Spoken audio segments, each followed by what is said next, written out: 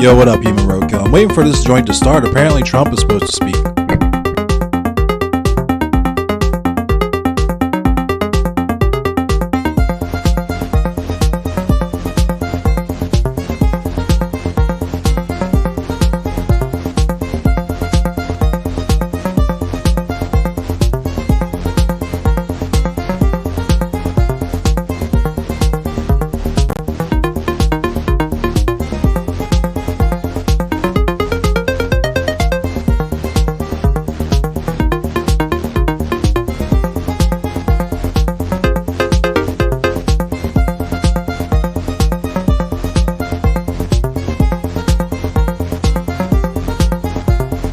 I'm just chilling here, smashing these sunflower seeds, waiting for Trump's orange doofy ass to start capping. That CPAC 2021.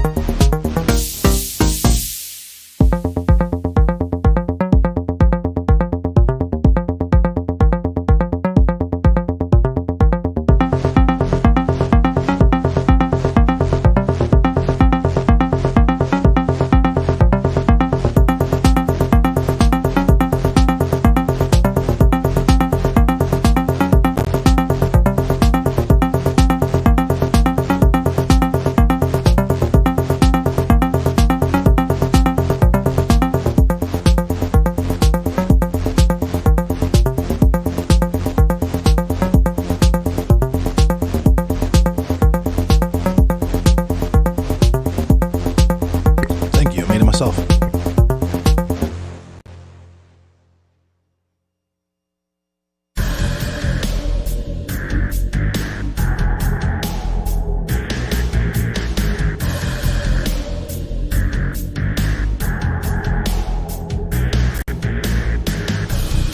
Just reading these comments and how absolutely insane some of these people in the comments are. Like, Trump is still your president, blah, blah, blah, all lives matter. Like, wow.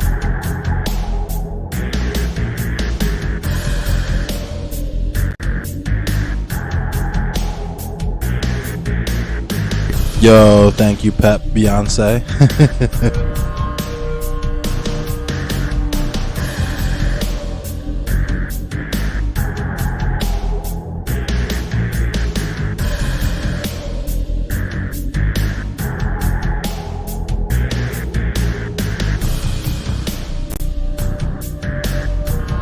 I'm gonna get some food in a second here, but I'm gonna leave the stream up.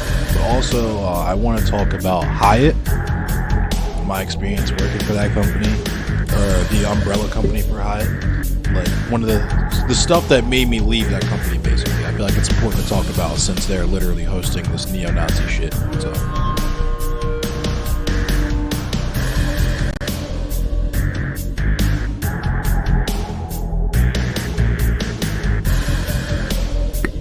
And yeah, some neo-Nazis like raided my YouTube channel, so there's that.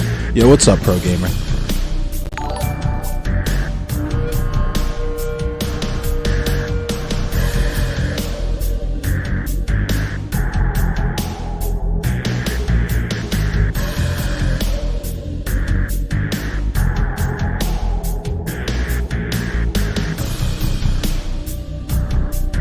I promise I'm gonna put the sunflower seeds up. I'm done. I swear I'm done with the sunflower seeds.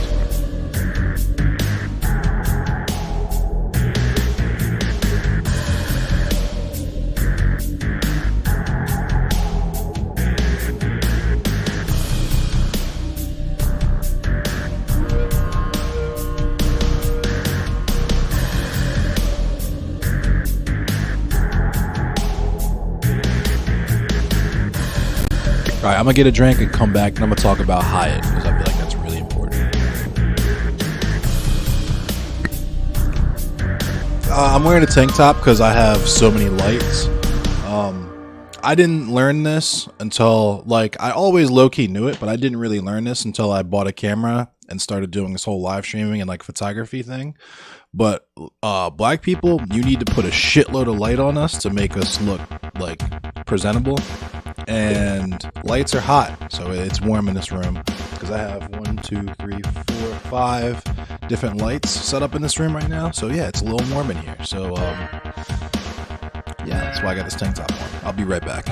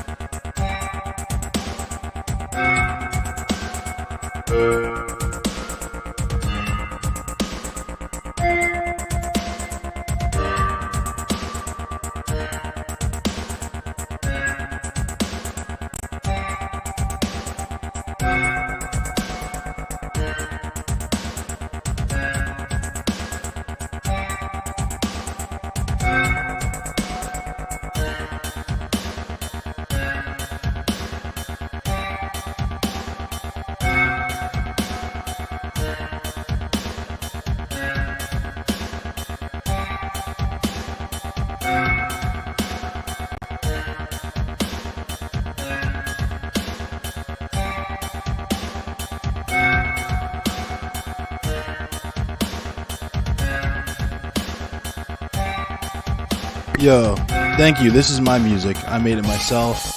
What up, Bird? Happy Black History Month. Yeah, just stick around for a sec because apparently this shit is gonna be popping. What up, Kuma? What up, Donald? Give me 2 seconds to pour myself a drink.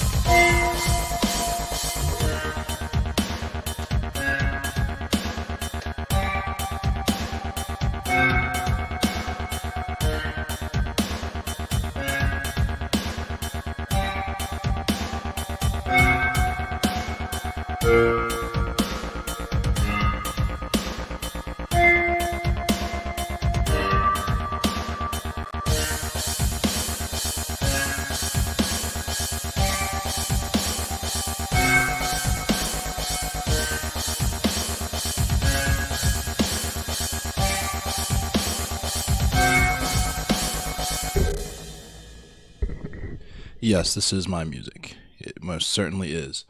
That was my new EP that I'm putting out in about a month, maybe. Working on another track for it.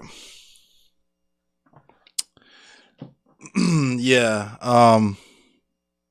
there's a lot of lights. Black folks, we need a lot of lights on us. I learned that about when I was learning about Sidney Poitier in the heat of the night, one of the things that made that film so like stand out so much and feel so realistic was that Sidney Poitier was like fucking sweating bullets in every single scene he was in, and that was real because he had like 80 fucking lights on him. They were all hot as fuck.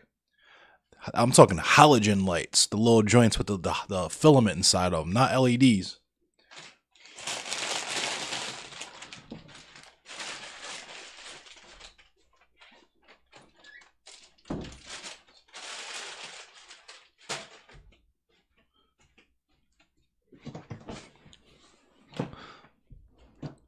What up, John? Hey, the ban is lifted. Let's go. What's up? Yeah, for sure, Human Roadkill. I'm working on artwork right now, and I think I'm gonna do one more track before I go ahead and finalize this thing. I still got to mix and master it, so there's that as well. But other than that, that's what I'm working with right now. It's part of a concept like trilogy, where it's like video game nerd stuff. So if you're not familiar with video games, it's not going to make any sense, but that's fine. The first EP is going to be first person shooters. That's why I have the Doom track on there. That second track is from the Perfect Dark Combat Simulator menu. And the first track's actually from Turok 2, but it's from Turok 2, the Game Boy Color port. So it's a side scroller, which is going to be my segue into my second EP, which is going to be all side scrollers. I'm going to have some Power Rangers from Super Nintendo tracks on there, I think. I don't want to do Castlevania or Mega Man because that shit's been done to death. But then the third one's going to be my racing EP. So that's going to have all the Extreme G joints on there. And yes, I do art.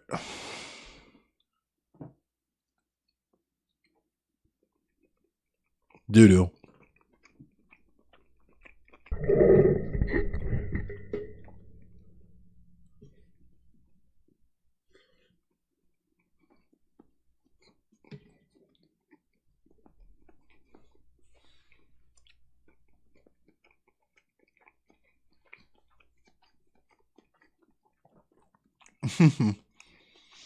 Look at all these brain dead takes in here. Somebody said socialism equals communism.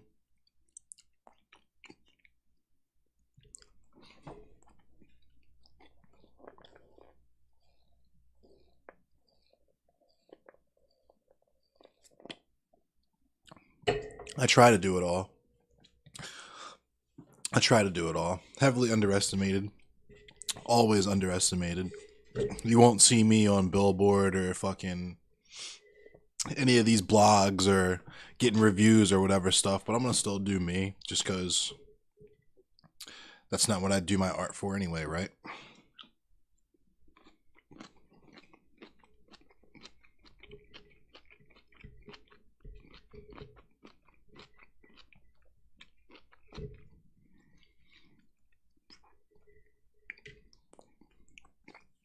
I produce art mainly for myself, but also people that are on a similar vibe.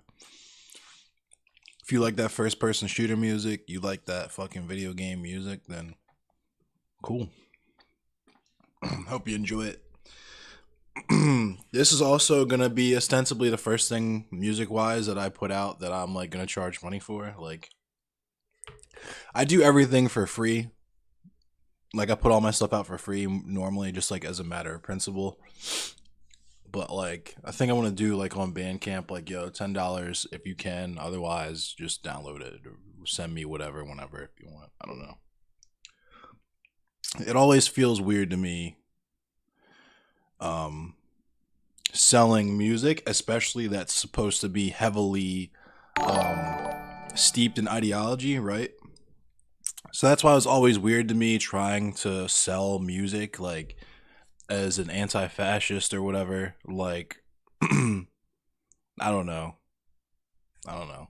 It's like, it feels too much like virtue signaling to me. You know what I mean? Especially in my last band, where we had a song called "Kill the Wolves," and there was two whole ass actual wolves in the fucking band. You know what I mean? So that's kind of my take on that.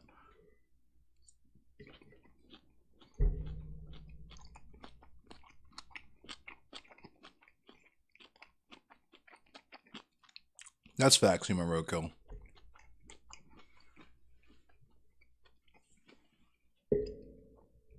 This is a mukbang stream. I got some broccoli and some rice, some ham steak.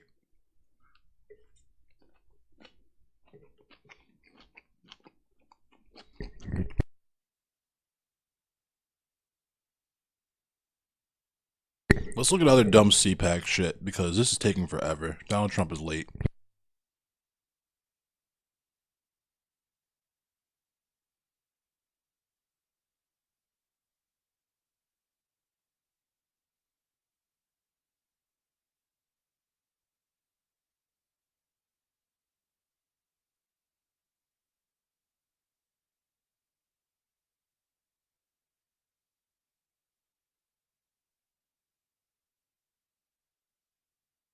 You turned 16 today and wild. Congratulations. Happy birthday. One thing I kept hearing, High school sucks, but you only got like what, like 1 or 2 more years, bro? You'll be alright. Either drop out and get your DED or just stick it out.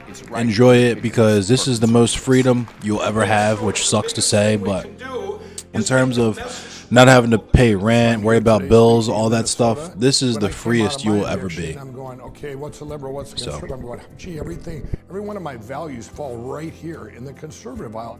I've learned so much about. Yeah, I actually just made a Patreon like 2 nights ago, because I think my internet might go out in a couple of days, so. My Patreon, I want to try to finish it tomorrow, and I'll start linking it. But yeah, I do have a Patreon now. Anyone in our country would not want to keep going down that path. If Americans sit back and let a bunch of elites in Washington, D.C. or in their state capitals determine how they're going to live their lives, this whole American experiment is over. The narrative to me that the the Republican Party is about combating a small group of elites controlling everyone's lives from D.C. Washington, D.C., New York, the Acela corridor. is hilarious to me, because these are the same people that prop up people like Elon Musk, you know, Jeff Bezos. These are people who are literally bought and paid for by actual corporations to write legislation to benefit those corporations, right? That backs Donald Trump, that wants to think that We're gonna try to demonize Don Lemon. I'll never understand that shit. Like, how are you gonna demonize Don Lemon? You're gonna compare Don Lemon to, like, you're gonna be like, oh, Rush Limbaugh wasn't that bad. What about Don Lemon? Okay. Religious beliefs, ignorant, or Don Lemon said all white people are racist, so he's just as bad as Rush Limbaugh, who literally celebrated gay people dying of AIDS. Do you think that people who support President Trump and his immigration policies are racist? Anyone who supports this is supporting racism. The racist, sexist, homophobic. your math and your reading. Yeah, you're reading your geography, knowing other countries, sipping your latte. Xenophobic, Islamophobic, you name it. They really do look down their noses at least half of America. And that's why people hate identity politics. You know what you can go do? I can't say that.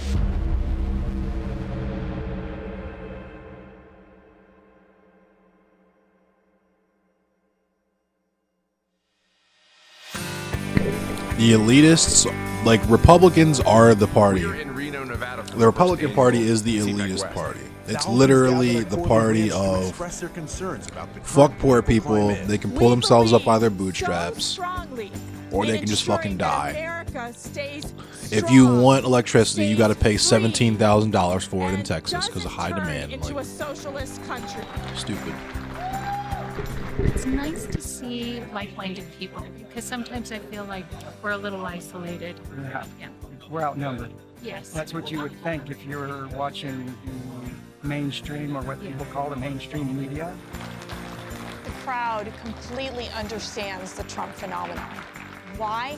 Because he's taken on the left and he's taken on the media lead. And he is willing to keep fighting for the American people. You were there yesterday. You Just came from Minnesota, and today we're kind of planting a flag in Nevada to say that this is conservative country. It's very different from the East Coast elites that we find so often. It wasn't conservative country in the election. It's this John Wayne kind of attitude to how you should live your life. We have to take our state back. And we got farming, we got ag, we got... And that's why the fuck the power was out. And we just can't let the liberals, the socialists, try to run this state. We joined with ACU to create the first ever CPAC West right here in Reno, Nevada, a swing county and a swing state. Not only is it important to Trump's reelect, it's important that Western libertarian values of individualism retain a strong foundation in our country and our politics. Bernie Sanders was in Denver the other day and said the same thing as Barack Obama, appealing to his crowd, his supporters. Help me transform America. We will not only win this election, we will transform this country. The envy of the free world, Minions, the straight up greatest minions. country on God's green earth, they want to turn it on its head and change it forever. That's what's at stake. I'm a new conservative. I came to CPAC to meet other like-minded people who are completely supportive of the Constitution and Bill of Rights. I had one wonderful woman come up to me here at CPAC West and literally said, These are the people that Democrats are trying to get you to unify with, just so you know. More. And that's what we need. For too long, the Democrats have been the ones to organize effectively. It's our turn now. It's our turn for conservatives to take that banner, to win in 2020.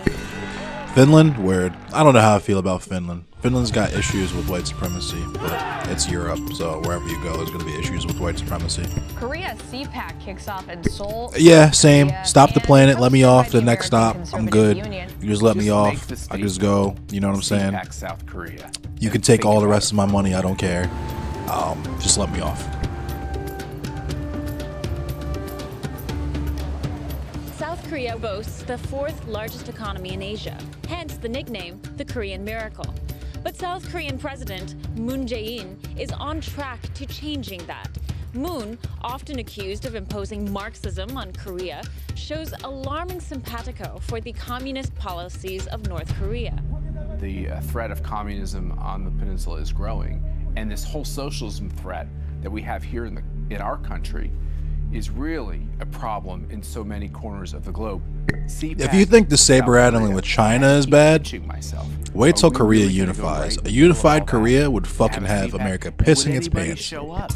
Korea CPAC concluded to a packed ballroom in Seoul's Grand Hyatt Hotel. Though 500 were expected for the debut event, more than 1,000 Koreans showed up, spilling into overflow space at the hotel. We try to move towards socialism. I'm here able to learn about the people in South Korea and the trials and tribulations that they have that are not so different in some sense. It is super rare, Raccoon. You can actually go on YouTube and there's a whole channel dedicated to black people talking about their experiences living in Japan. I watch it sometimes because, you know, I was a baby weeb as well. I loved anime and manga when I was a kid. I still love anime and manga, you know what I mean? I wanted to learn to speak Japanese. I wanted to at least visit Japan. I wanted to do all that stuff. What kind of a life do you want to live? If you don't make your stand now, it may never come again. It is what it is.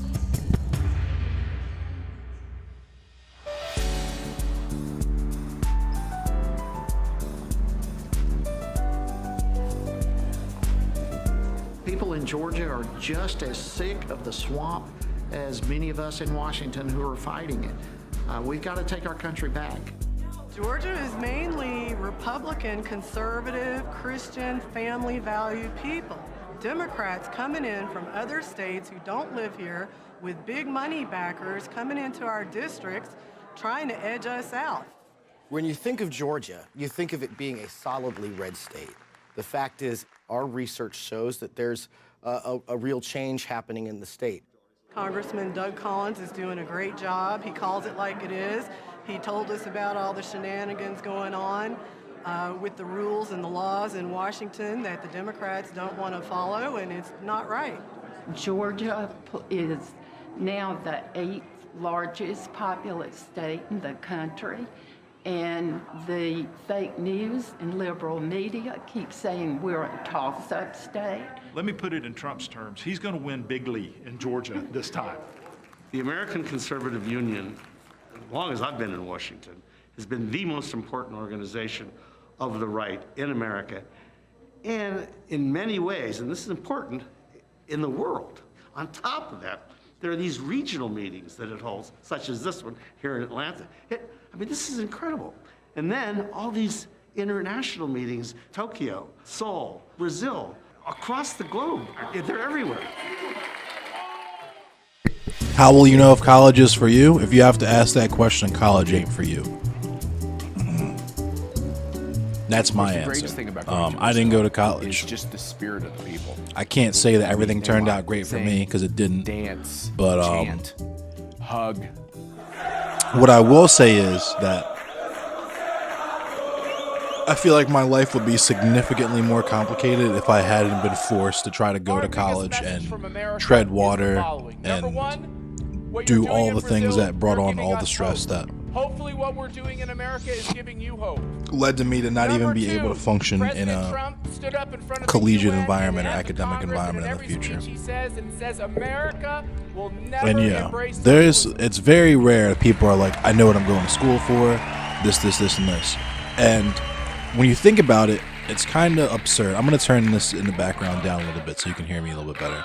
It's kind of absurd that we expect literal teenagers to have the wherewithal with as little life experience as they have to be like, I'm going to do this thing for the rest of my life. So much so that I'm going to take out a shitload of loans, put myself deep into almost irreconcilable debt to go to school, to give myself a competitive advantage in this thing, come out and hope I can get just enough money to kick the can down the road, paying off just the interest on the student loans that I took out, not even the principal. And one day get to a spot where I make someone else money. That's how truly disgusting our capitalist system is. We expect you, like, okay, so we can't do child labor? Well, you have to figure out as a child what labor you're going to do. Figure it out, and quick. Trump shouldn't be held responsible for the deadly insurrection. He gave a speech, and then there was a violent insurrection. How is that not true? You simply don't know what you're talking about. That he was responsible in part for what happened. If Why can't you deal with that reality? Oh, I deal with reality every day, and I even watch CNN, and I can do just fine. But if you believe somebody used inappropriate words to spur violence, and you can't come up with the words, then you're making stuff up. And you should stop doing it. I'm not doing it. Liz Cheney did it. Mitch McConnell did it. Look, Kevin McCarthy did it. They did it. They said it. If you want to highlight a handful of Republicans who voted for impeachment, it's certainly you're right. This is the first time we're seeing anything what you can't make up. You can't say there was some intent in someone's brain that they never said in words, and that resulted in some kind of violence. Give me the words, and then I have to deal with the fact that maybe somebody I like did something that I don't agree with. But when you make it up, give me one word they said. Let me ask you one last final question. Word. Let me ask you one last final question. Can you give me one word? Well, it leads to my next question, which is he peddled this lie that Joe Biden stole the election for weeks. He did it again in his speech on January 6th. It's crazy to me that they're still going with this idea that the election was stolen as well. So much so that the news outlets that report on it, like Fox, whenever they bring that up live, they have to cut to someone to give like a written disclaimer because they got sued so hard it got teabagged in court. They didn't agree with him. You just told me that that's actually not right. You just told me that there was illegal voting in the last election. You don't know how many. Did you sit down with the team in Nevada? Let me finish. Did you sit down with the team in Nevada or Georgia, these states, and ever go through the binders of information that good patriotic Americans came up with? Did you ever talk? I'm going to put my headphones on in a How second. could you know that when you don't know the number? I need to get a toothpick though. Hang on, sorry. I love how you're 306 electoral votes. How is it that there's just no way that that's well? What I'd like you to do is to read Time Magazine and to read the New York Times and to read the Washington Post, where they're saying it's less than 100,000 votes that separated the two men electorally. And you just said that conservatives spurred violence, but you can't use any words. You admit that there's I didn't say illegal all voting. conservatives, but I There's, it's like me and one other person just spamming "communism will win" in this the Sun live chat for this CPAC stream. This man Donald Trump is late. I was told, I was under the impression that he was going to be speaking at 3:40 p.m. Eastern Standard Time, New York time. It is now 27 after 4. There is still no Cheeto burrito on my screen. And I gotta tell you, I'm very disappointed. I'm a little let down. I gotta watch all this goofy filler stuff. Let's see, what's the breakout room looking like?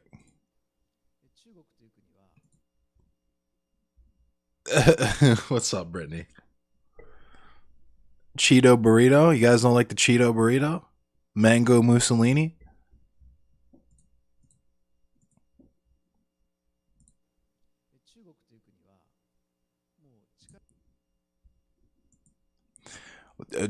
Bring me Donald Trump. I want Trump now. Bring me Donald Trump. Where is he? Where is he? Bring him to me. Bring him out. Come on, let's go. This ain't hard. You guys had him on a schedule. Give him his little cocaine. Give him his few key bumps. You know what I'm saying? Get Don Jr. to give him some. If he can't find his bag, get Don Jr. to give him some of his bag. We know they're rich. We know they got the coke. You know what I'm saying? Give little Donnie boy a couple bumps. Maybe get him a Vyvanse. You know what I'm saying? And get him the fuck out there to do what he does.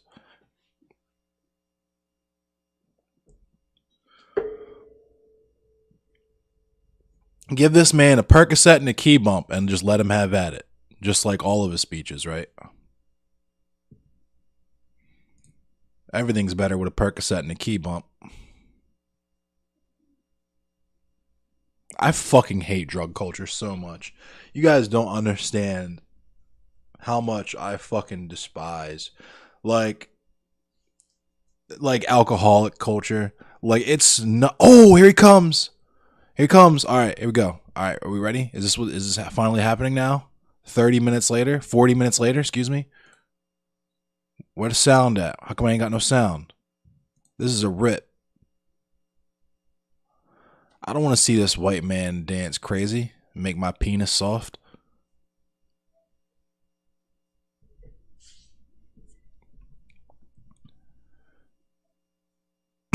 If I wanted to watch white people dancing crazy and a bunch of people laugh tracking and pretending that stuff is funny, I just watch Saturday Night Live. Like, what is this?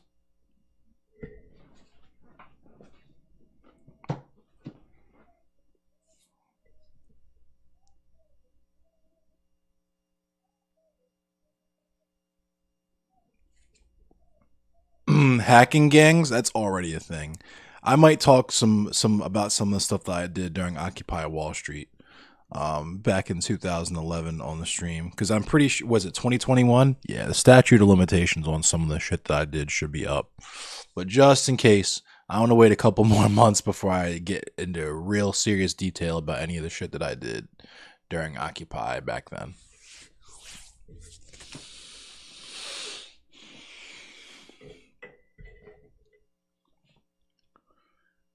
Let me adjust my chair. Okay. I will say, shout out the Digital Gangsters. Digital Gangsters changed my life. Digital Gangsters showed me the depths of depravity of humanity on the internet. I will never be the same. Shout out to Digital Gangsters.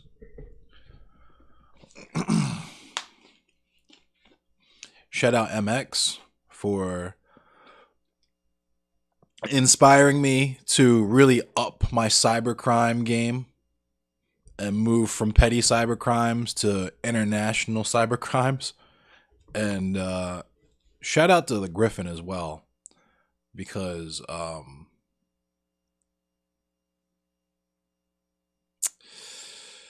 we'll say that doxing police officers is something that I wish more people would do. Should be done a lot more. Not with the threat of violence, you know what I mean? Because you can't advocate for violence on this platform. That's TOS. But I wish that the personal information of agents of the state were democratized to the people to whom they are beholden, according to whatever dumb shit people believe about police officers being public servants when really they're just protectors of capital. That's why when someone breaks into your house, even if you have an alarm system, it takes the police 45 minutes to get there. But if you bust in a 7-Eleven, then the police show up instantly, right? That's why if you take 35 cents out of the register at your job, you go to fucking jail. But if your job steals $50 out of your paycheck every 2 weeks, nothing happens, right? Nothing happens. Which, on that note, I want to talk about Hyatt, because I've been seeing, so let me show you what's got me started on this. So this here, right here, is just, whoo boy, that is intense right there. That is intense. So, people seem to be a bit upset at Hyatt for hosting CPAC, which, and this is why, for this reason here. I don't know if people know this or have seen this yet, but yes, the stage at CPAC is in the shape of an Odal rune. Yes, that was used prominently by the Nazi Party of Germany, and was a part of the National Socialist movement in America, and is also used by the Wolves of Vinland, which are a neo-Nazi heathen gang here in the States and now abroad, because I know there's at least a chapter in Italy. But so people seem to be pretty steamed at Hyatt, and to that I would answer, what did you really expect? Let me show you guys something for a minute.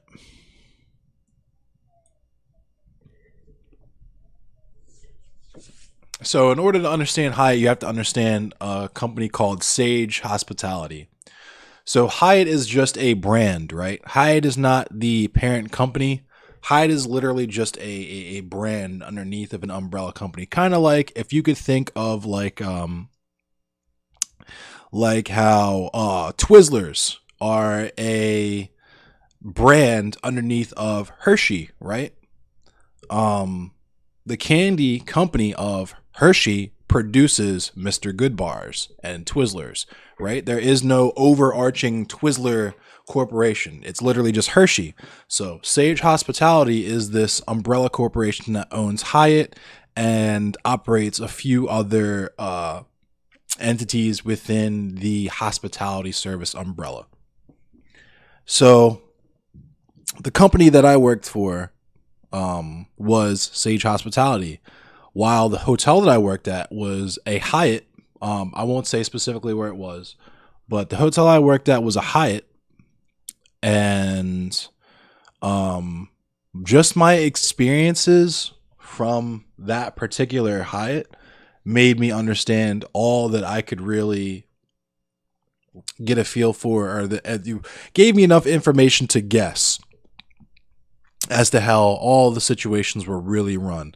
So my Hyatt was not unionized. I don't know what the consequences would have been for discussing unions on the clock, but I can't imagine they'd be particularly good. But there was in my orientation or what have you, my training or what have you. Hang on, I'm gonna cough for a minute.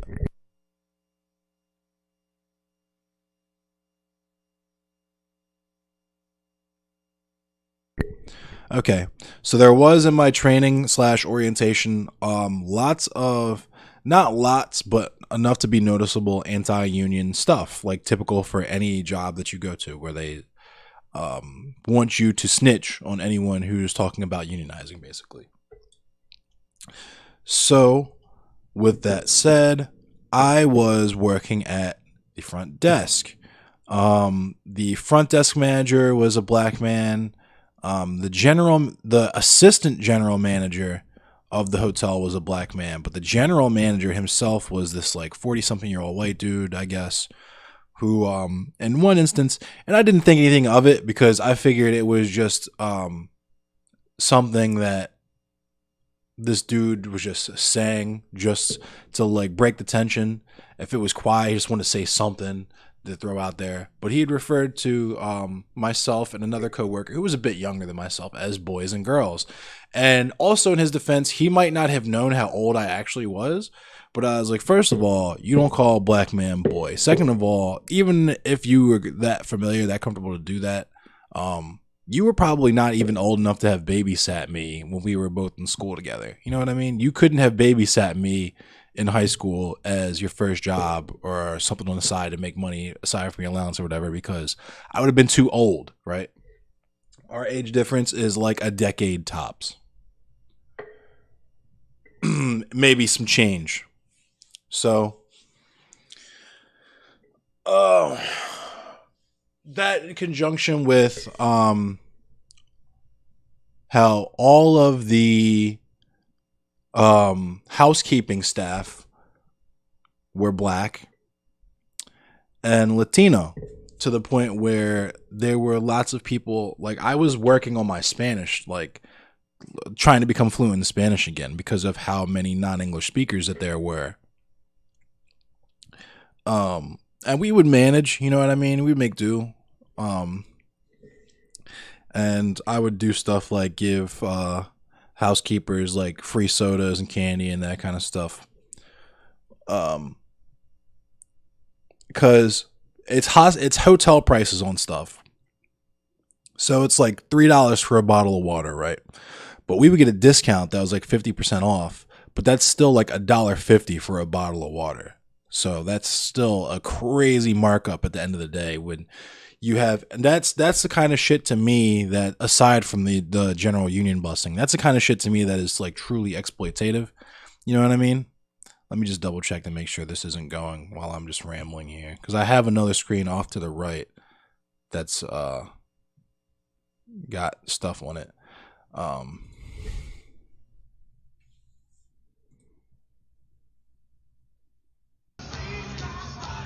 Yeah, there's still. It's funny. It's called America Uncanceled, and it looks canceled to me.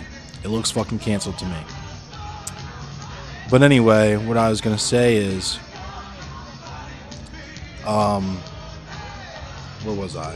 Oh yeah, talking about the like exploitative stuff that goes on at this particular job. So, just being forced to purchase things like that with our own money, like this place is giving us money and we have to use the money to buy things that we're selling and making money for them with, you know what I mean? That's gross to me. Aside from just the basic capitalistic extraction of excess value situation, right?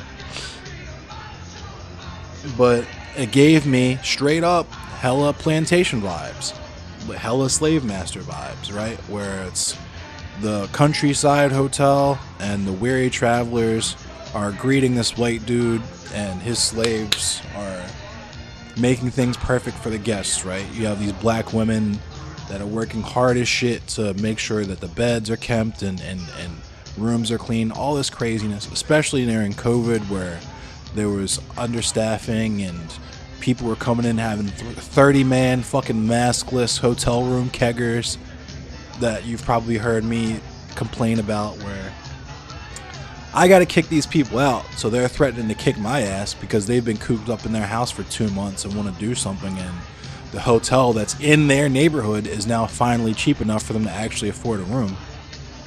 I might get a copyright? Oh yeah, shit. Thank you, Brandon J.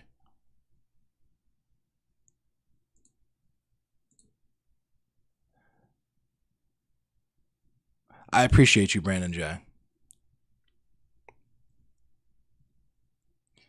Thanks for reminding me. I hate this DMCA shit so much. So stupid. So, and of course, for me to get into the reasons why I left Hyatt were,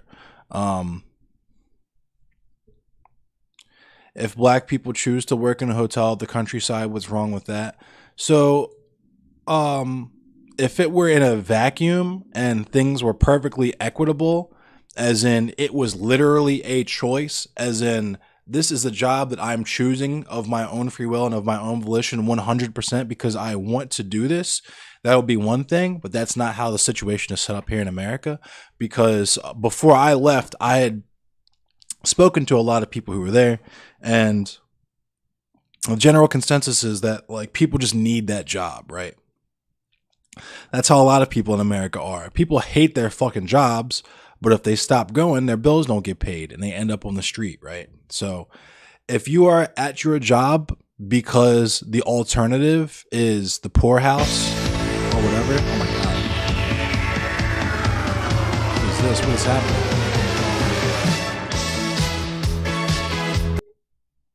Oh my God.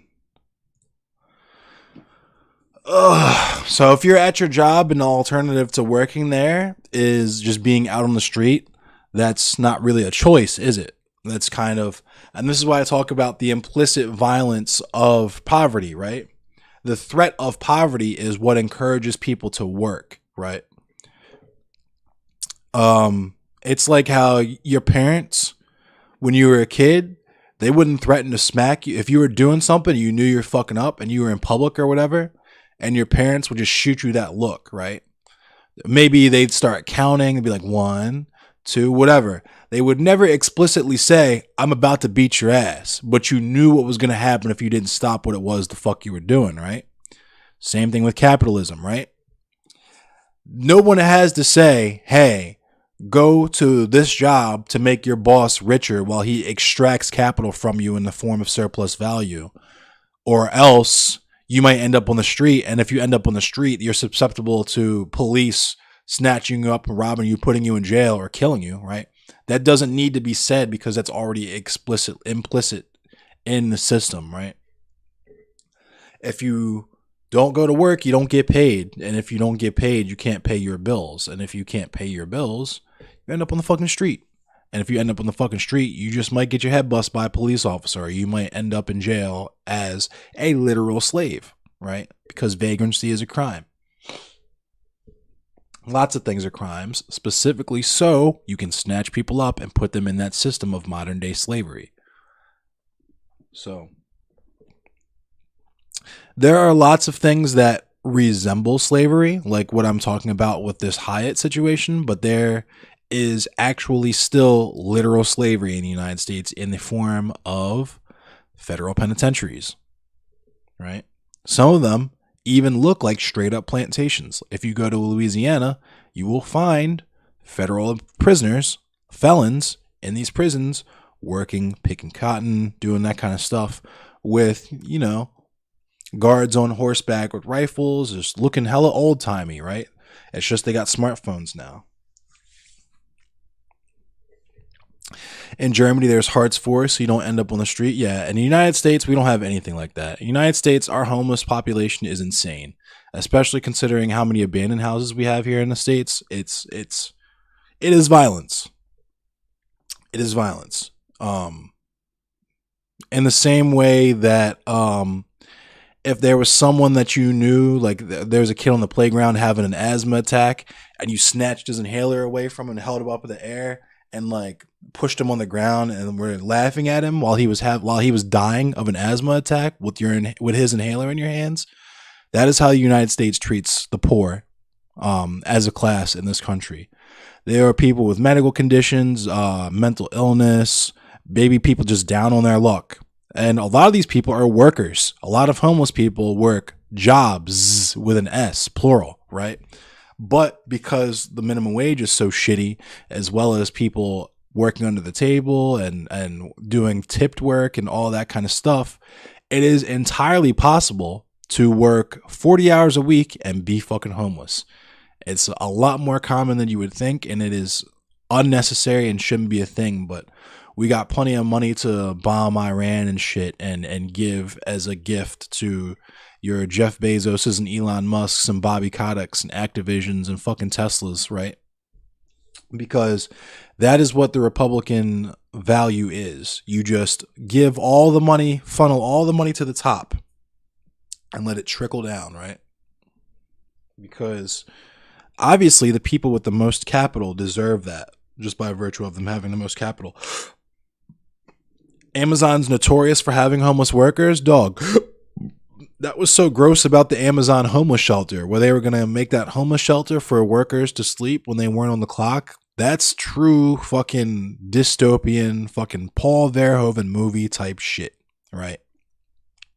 You could just pay your workers enough to afford housing, but nah, you just get this little fucking shanty together. Unbelievable. So I got off topic, but I wanted to talk to you about Sage Hospitality and this situation. So if the Hyatt, where's that one? Because there it is. That's funny. If any of this surprises you, let me hit you with something that happened last year. Have I covered the national anthem yet? No. That's how you get rich, making money off others while they don't get shit. Yeah, that's capitalism. That's literally capitalism. As an owner, or as a manager, or what have you, you have employees that you extract the excess value from them, right? We watched that video the other day. If you as a worker work 8 hours a day to make $80 worth of profit, or make $80 off of the labor that you've done, now the owners of your business will come and take half of that. So you will work for 8 hours, but you're only getting paid for 4 hours. And on top of that, the government comes in and says, hey, we need tax money. So you're getting paid for 3 hours, right? You've worked for 8 hours, but you're only getting paid for 3. Why? Because the company needs the profit and the government needs tax money. So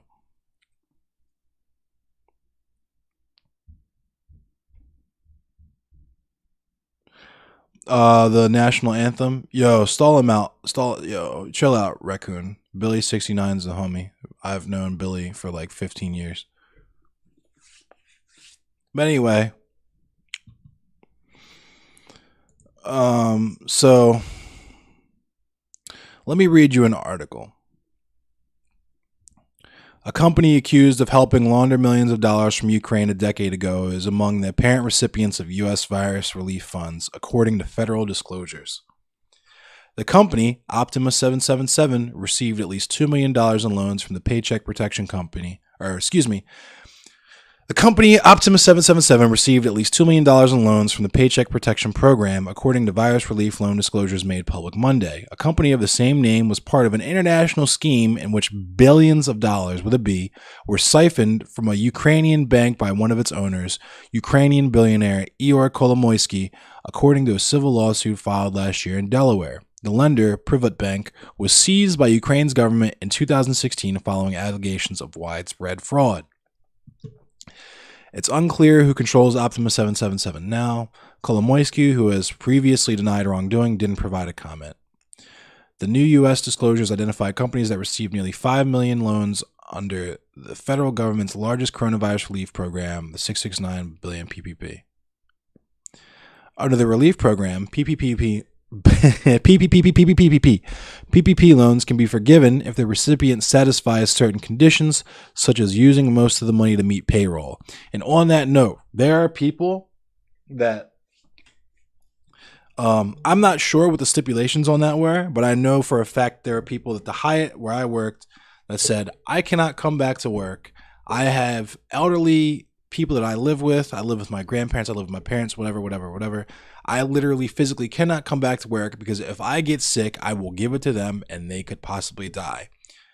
The company, in the interest of not laying anyone off, would say, okay, you can keep your job and hopefully come back when all this blows over, but we will only pay you 75% of the money that you were making when you worked here before COVID. And it's like, okay, so I'm only supposed to pay 75% of my bills? Like, what the fuck? So, right on, Kuma. So, the address listed for the Optima 777 loan matches that of the Sage Hospitality Group of Denver, which partnered with Optima nearly a decade ago to purchase and refurbish what is now the Westin, according to the Delaware lawsuit. So, essentially, the gist of this story, because I know I've read this story on stream before. The gist of this story is that Sage Hospitality shared an address with a company that was accused of laundering billions of dollars for a Ukrainian billionaire, right? So once you know that, it makes sense why you have this situation with the Hyatt, right? Because the Hyatt is essentially like, and I was thinking about this too, with how overpriced items that you can actually physically purchase in the Hyatt are, but also the fact of how entirely subjective the prices for rooms are. You know what I mean? You could literally charge whatever you want for someone to stay in a room in your hotel, which means it's ripe. And I mean ripe for money laundering, right? Absolutely ripe for money laundering. So yeah. And we already know Republicans, Trump, blah, blah, blah, blah. This is the party of dark money, of shady money. This is the party of the Paradise Papers. Like, this is just par for the course, right? So, yeah. Here we go.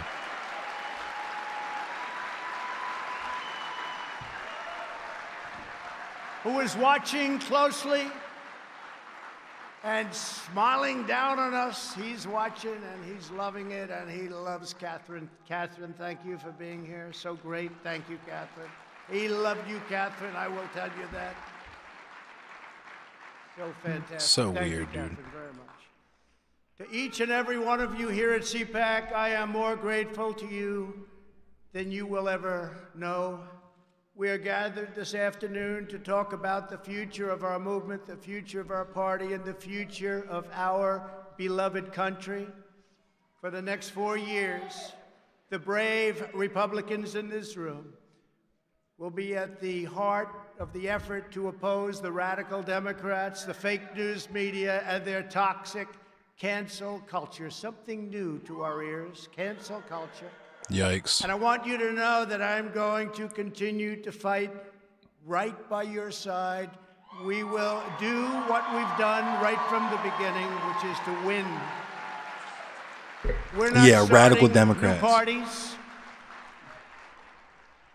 You know, they kept saying, he's going to start a brand new party. We have the Republican Party. It's going to unite and be stronger than ever before. I am not starting a new party. That was fake news. Fake news, no. Wouldn't that be brilliant? Let's start a new party and let's divide our vote so that you can never win. No, we're not interested in that. No, we have tremendous... That's concerning. Mr. McLaughlin just gave me numbers that nobody's ever heard of before. More popular than anybody. That's all of us. It's all of us. Assuming Those are he's great not numbers, lying and I wanna and thank making you up what very he's about much. to Those say. are This is kind of incredible numbers. concerning. I came here and he was giving me 95%, 97%, 92%.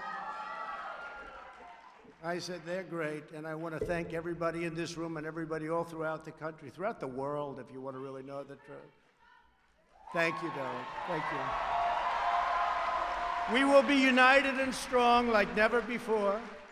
We will save and strengthen America, and we will fight. Yeah, that's not the point of the radicalism, Republican Party, though. socialism, and It's a indeed, smokescreen. it all leads to The communism. point of the Republican once and Party for is all. to That's give what it handouts leads to to. billionaires.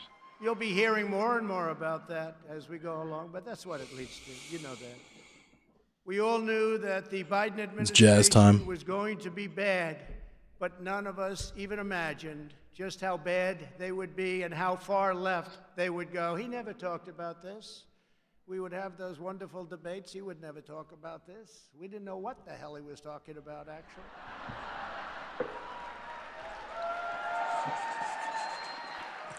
His campaign was all lies, talked about energy. I said, you know, this guy actually, he's okay with energy. Yeah, the stage is literally shaped like Odell He's Rune. not okay with energy. He wants windmills, the windmills. the windmills. From Nazi Germany. Don't work when you need them. Joe Biden has had the most disastrous first month of any president in modern history. That's true. That is false. That is Already the absolutely Biden false. administration has proven that they are anti-jobs, anti-family, anti-borders, anti-energy, anti-women, and anti-science. Wow, anti-science, huh? In just one short month, we have gone from America first to America last. That's Think false. about it, right? America last. There's no better example than the new and horrible crisis on our southern border. We did such a good job. It was all worked.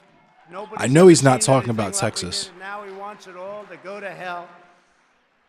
When I left office just 6 weeks ago, we had created the most secure border in U.S. history. Oh, he is talking about. Oh my God. You're talking about a crisis on the southern border, and you're talking about immigrants coming in. You're not talking about the energy grid. Great border wall. Oh my That God. helped us with these numbers. Because This is why it these sits people up. cannot They be used to helped. say, wall doesn't work. Well, you know what I've always said? Walls and wheels. Those are two things that will never change. The wall has been amazing. It's been incredible. And little sections of it to complete. They don't want to complete it. They don't want to complete little sections in certain little areas. They don't want to complete, but it's had an impact that nobody would have even believed. It's amazing considering that the Democrats' #1 priority was to make sure that the wall would never, ever get built, would never, ever happen. Keep in mind, they literally could not build on parts of that We land ended catch and release, because of endangered species and that sort of thing. asylum fraud, and brought illegal crossings to historic lows. That's the point of presidency in the United States, though, is that when shit's fucked up, you just blame it on the next guy. And sent back home. That's bureaucracy. And these were some rough customers, I want to tell you, some rough It's never your customers fault. were entering our country. It took the new administration only a few weeks to turn this unprecedented accomplishment into a self-inflicted humanitarian and national security disaster. We knew he was going By to do this, though. recklessly eliminating our You had to know he was going to do this. security measures, controls, all of the things that we put into place, Joe Biden has triggered a massive flood of illegal immigration into our country, the likes of which That is we've never false. seen before. They're That is coming up false. by He is the literally hundreds of still putting thousands. kids in cages. They're all coming to take advantage of the things that he said that's luring everybody to come to America. And we're one country. We can't. I don't know if you can afford see the problems stage, but of the yes, it's world shaped like as an much as we'd Odal love to. from Nazi We'd love to Germany. help, but we can't do that. So they're all coming because of promises and foolish words. Perhaps worst of all, Joe Biden's decision to cancel border security has single-handedly What? launched a youth migrant crisis that is enriching child smugglers, vicious criminal cartels, and some of the most evil people on the planet. You see it every day. It's got to rule so hard to be this greasy. You could just lie. You could just say whatever and people believe it. Smugglers. We dismantled the criminal cartel. Yeah, marble caps lock We for greatly sure. limited drug and human trafficking to a level that nobody actually thought was possible, and the wall helped us a lot. And we protected vulnerable people from the ravages of dangerous predators, and that's what they are, dangerous, dangerous predators. But the Biden administration has put the vile coyotes back in business, and it has done so in a very, very big way. Under the new administration, catch and release has been restored. Can you imagine? We work so hard. Catch, you know what that is. You catch them, you take their name. They may be killers, they may be rapists, they may be drug smugglers. You take their name and you release them into our country. We did the opposite. We not only didn't release them, we had them brought back to their country. Illegal immigrants are now being apprehended. People are and released brainwashed. People are along the brainwashed. entire America has been southern engaged in border, just the brainwashing the opposite of population what it for was 2 months decades, ago. They but weren't only coming recently because has they this couldn't cult get of in. personality Once they formed think around they can Trump get within the in, last they're like coming, 5-6 and they are years. coming at levels that you haven't even seen yet. By the hundreds of thousands, by the millions they'll be coming. The Biden administration is now actively expediting the admission of illegal migrants enabling them to lodge frivolous asylum claims and admitting them by the thousands and thousands. You could just, you don't even have to say coherent words. The whole purpose of illegal immigration is the fact that you do it unofficially, right? Like, how the fuck are you expediting legislation for people that the government doesn't even recognize? You know what I mean? It's just, it's silly, but these people are like double applauding. masks. That was a new one that came out 2 weeks ago. They're all close together with no masks on. First, Fauci said, With their president who literally had COVID. masks, no good, no. Then all of a sudden he wanted, now he wants double masks. No social distancing, no nothing. They're together, and it's sad, actually, and it's sad for them, and it's sad for our country. What the Biden administration is doing to push young migrants into the hands of human traffickers and coyotes is dangerous, immoral, and indefensible. Hard to believe it's happening. Biden has failed in his number one duty as chief executive, enforcing America's laws. You literally incited a riot at the Capitol. This alone should be reason enough for Democrats to suffer withering losses in the midterms and to lose the White House decisively 4 years from now. Make no mistake, if Biden and Kamala don't stop fucking up, all of that is going to happen. That is going to happen. The Democrats are going to get absolutely fucking teabagged in 2022, and in 2024, Donald Trump gets reelected as number 47.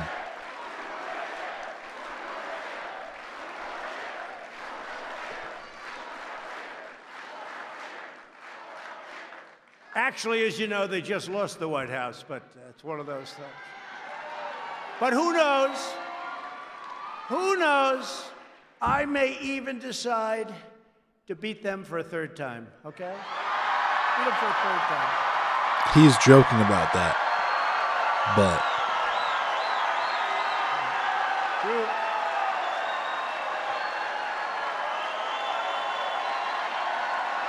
that's one of those moments where he's like, just kidding, but really.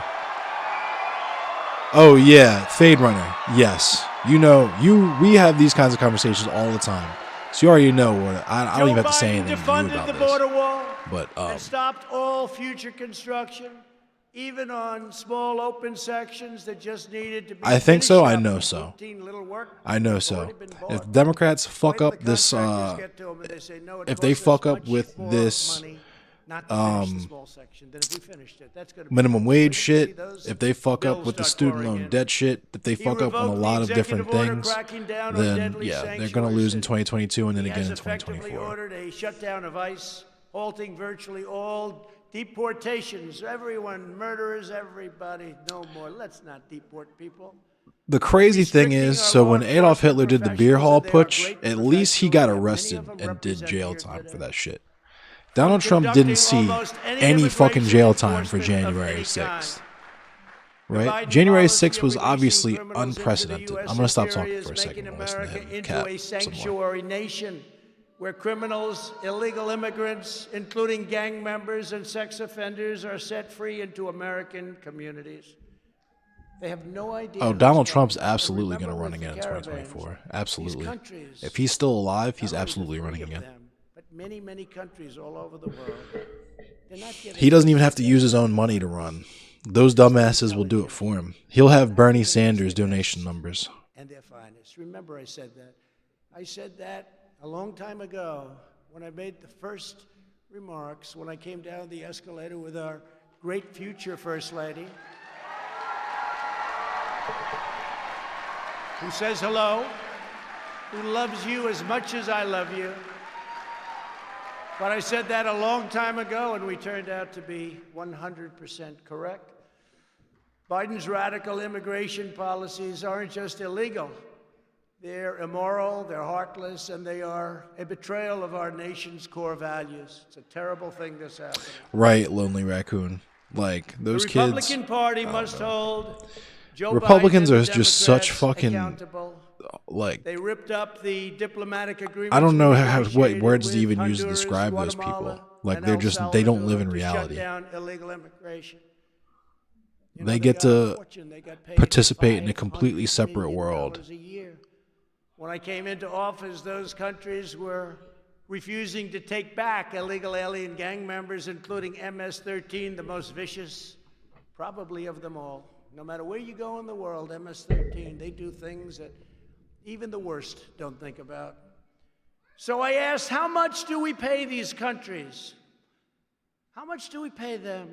Sir, we pay them approximately $500 million a year. It's a lot of money.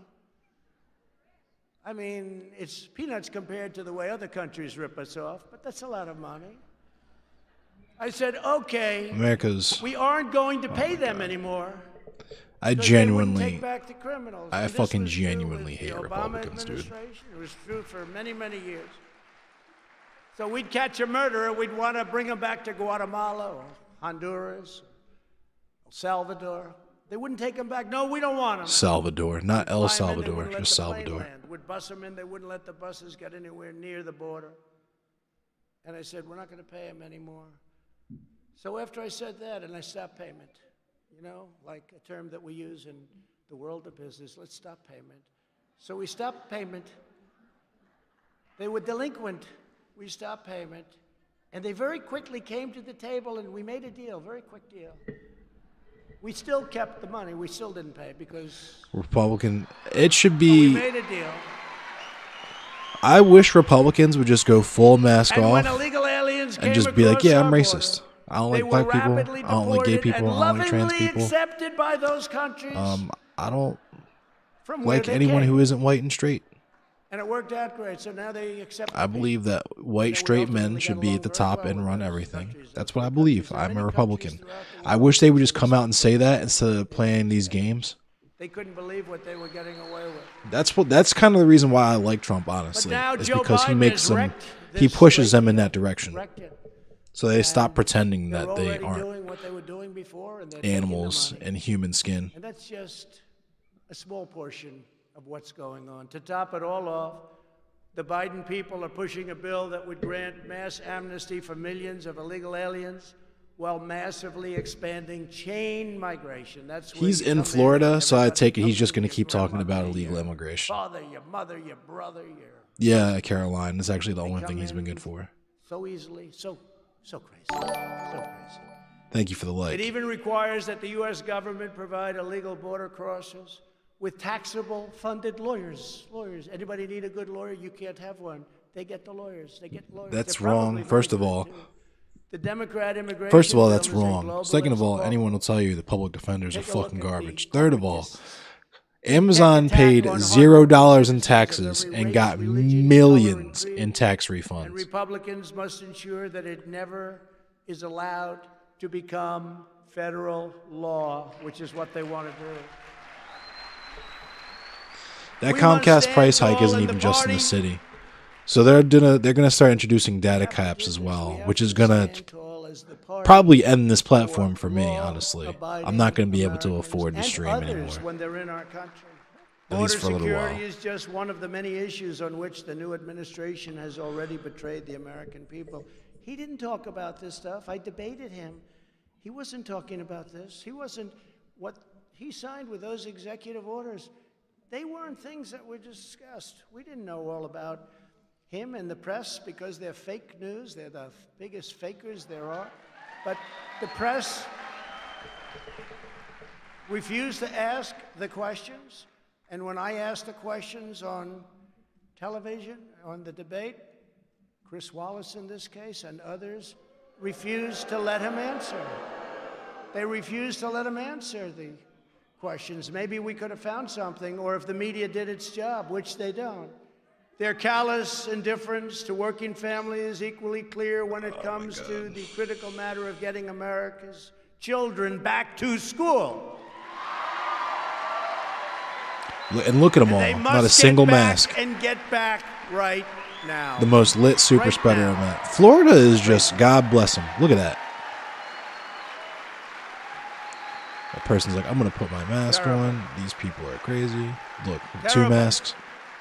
The Biden administration is actually bragging about the classroom education they are providing to migrant children on the border. while at the same time millions of American children are having their futures At that point, you might as well not destroyed even by wear Joe the mask, Biden's bro. You might as well just go ahead and anti-science say, school because closures. so many Think of people it. have like We're coughed educating directly in your eyes. You know what I mean? Right. Those masks ain't gonna help. They're probably not even wearing them right. But that proximity, you've had people breathing directly into your eyeballs for hours, dog. Just take the mask off. Majority of young Americans should not be back in school immediately. The only reason that most parents do not have It's a room full of people that haven't had school-age children in their house in fucking 30 years talking about how kids need to go back to school.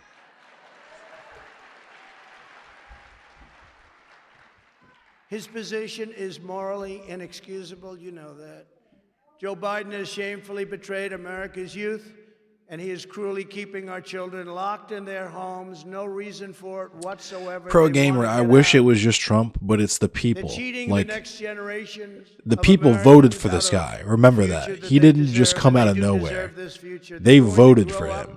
and they're going to have a scar. People want this. It's a scandal of the highest People have order always and wanted one this. of the most craven acts by any president in our lifetimes. It's the teachers' union. It's the votes. And it shouldn't happen. And nobody has more respect for teachers than I do. And I'll bet you a lot of the people within that union, they agree with everything I'm saying. Even the New York Times is calling out the Yeah, they agree with me. That's why they shouldn't mental and exist. physical health of these young people is reaching a breaking point. Tragically, suicide attempts have skyrocketed, and student depression is Yeah, now it's because they can't go back to school, I'm sure. levels that we've never seen before. The Democrats now say we have to pass their $1.9 trillion boondoggle to open Yeah, schools, and that's but unfortunate part too, of Pro it Gamer, is has that to do people with that. genuinely don't You know where it's understand going. that It's going to bail out this shit has badly run consequences, Democrat cities, so much and of it. like But billions of what dollars living for in America schools actually remain means for certain unspent people. from the COVID relief bills. So that were they passed think last their year. options are just Democrat, So on Republican, behalf of the moms, Clinton, Trump. dads, and children of America, I call on Joe Biden to get the That's why we schools need open to and we get need them a second open party. now. It'd be a great thing to do. You can only choose one party to vote for in America. You can't choose to not vote for Wall Street, right? You can't choose to not vote for American imperialism if you want to expect to win. When I left office, and we're very proud of this because this was something that they said could not be done. The FDA said it, everybody said it. Any article you read said it. Couldn't be done. It would be years and years. I handed the new administration what everyone is now calling a modern-day medical miracle. Some say it's the greatest thing to happen in hundreds of years. No one says that. 2 vaccines produced in No record one says time that. with numerous others on the way, including the Johnson & Johnson vaccine that was approved just yesterday. Oh, he's talking about the vaccines. I thought they were talking about something he did. And therapeutic relief also, if you're sick. If you're sick, we have things now that are incredible. If you can has afford taken to pay place for over it. The last year under our administration. It would have taken any other president at least 5 years, and we got it done in 9 months. Everyone says That is the 5 most years. and that's literally an unfalsifiable claim. How do you prove that wrong? You can't Can you prove that imagine wrong. if It's you not had even wrong. to go through what all of the countries of the world who are now getting the Yeah, he wants to vaccine take credit for the will be vaccine. getting We it knew he was going to do from that, though. various companies. But can you imagine if all of those countries had to go through what they've Yeah, been we going have through over the last year? we have 3 parties here in the United States. You can vote Green Push the Party, but you're not going to FDA fucking like win. they have never been You're not pushed going to fucking before. They win. told me that loud and clear. The Libertarian Party They is have a never been joke pushed that like no I one takes pushed them. seriously. I didn't The like 2 them at main all. parties are Republican and Democrat, and Once they we both got have it the same done, exact I interests. said, I now love you very much. What the Trump administration has done with vaccines has, in many respects, perhaps saved large portions of the world, not only our country, but large portions of the world. You could have just, stopped the economy for like 3 Not weeks. only did we push the FDA and then far beyond saved what the 500,000 bureaucrats people wanted to just do, in this country. we also put up billions and billions of But, dollars, we 10 could billion, pretend like we saved a bunch of to lives produce the by vaccines before we knew they were going to work. It People was believe called this a shit. They don't even calculated fact check 'em. bet or a calculated risk. We took a risk. Because if we didn't do that, you still wouldn't have the vaccines. You wouldn't have them for a long time. So think of that. We took this. The fact we made a bet. He's literally the reason we even needed the vaccine in the first place. Like, he's literally the reason we even needed the vaccine in the first place. And now he's taking credit for the vaccine. It takes 60 to 100 days to manufacture and inspect new doses. And that means that 100% of the increased availability that we have now was initiated by our administration. 100%.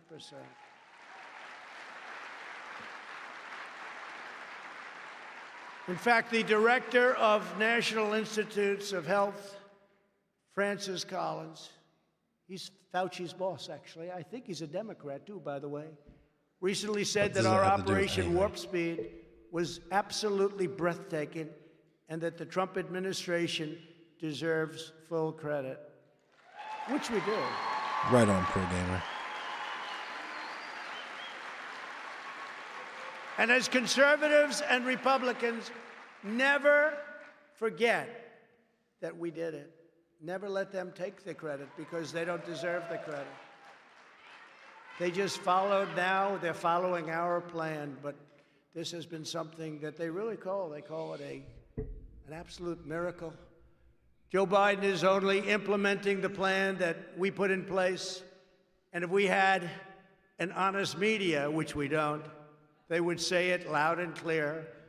By the time I left that magnificent house at 1600 Pennsylvania Avenue, almost 20 million Americans had already been vaccinated.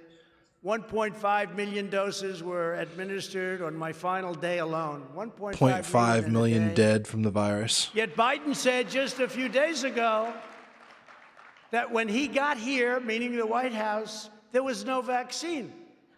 He said, there's no vaccine? Oh, good. Say it again, Joe.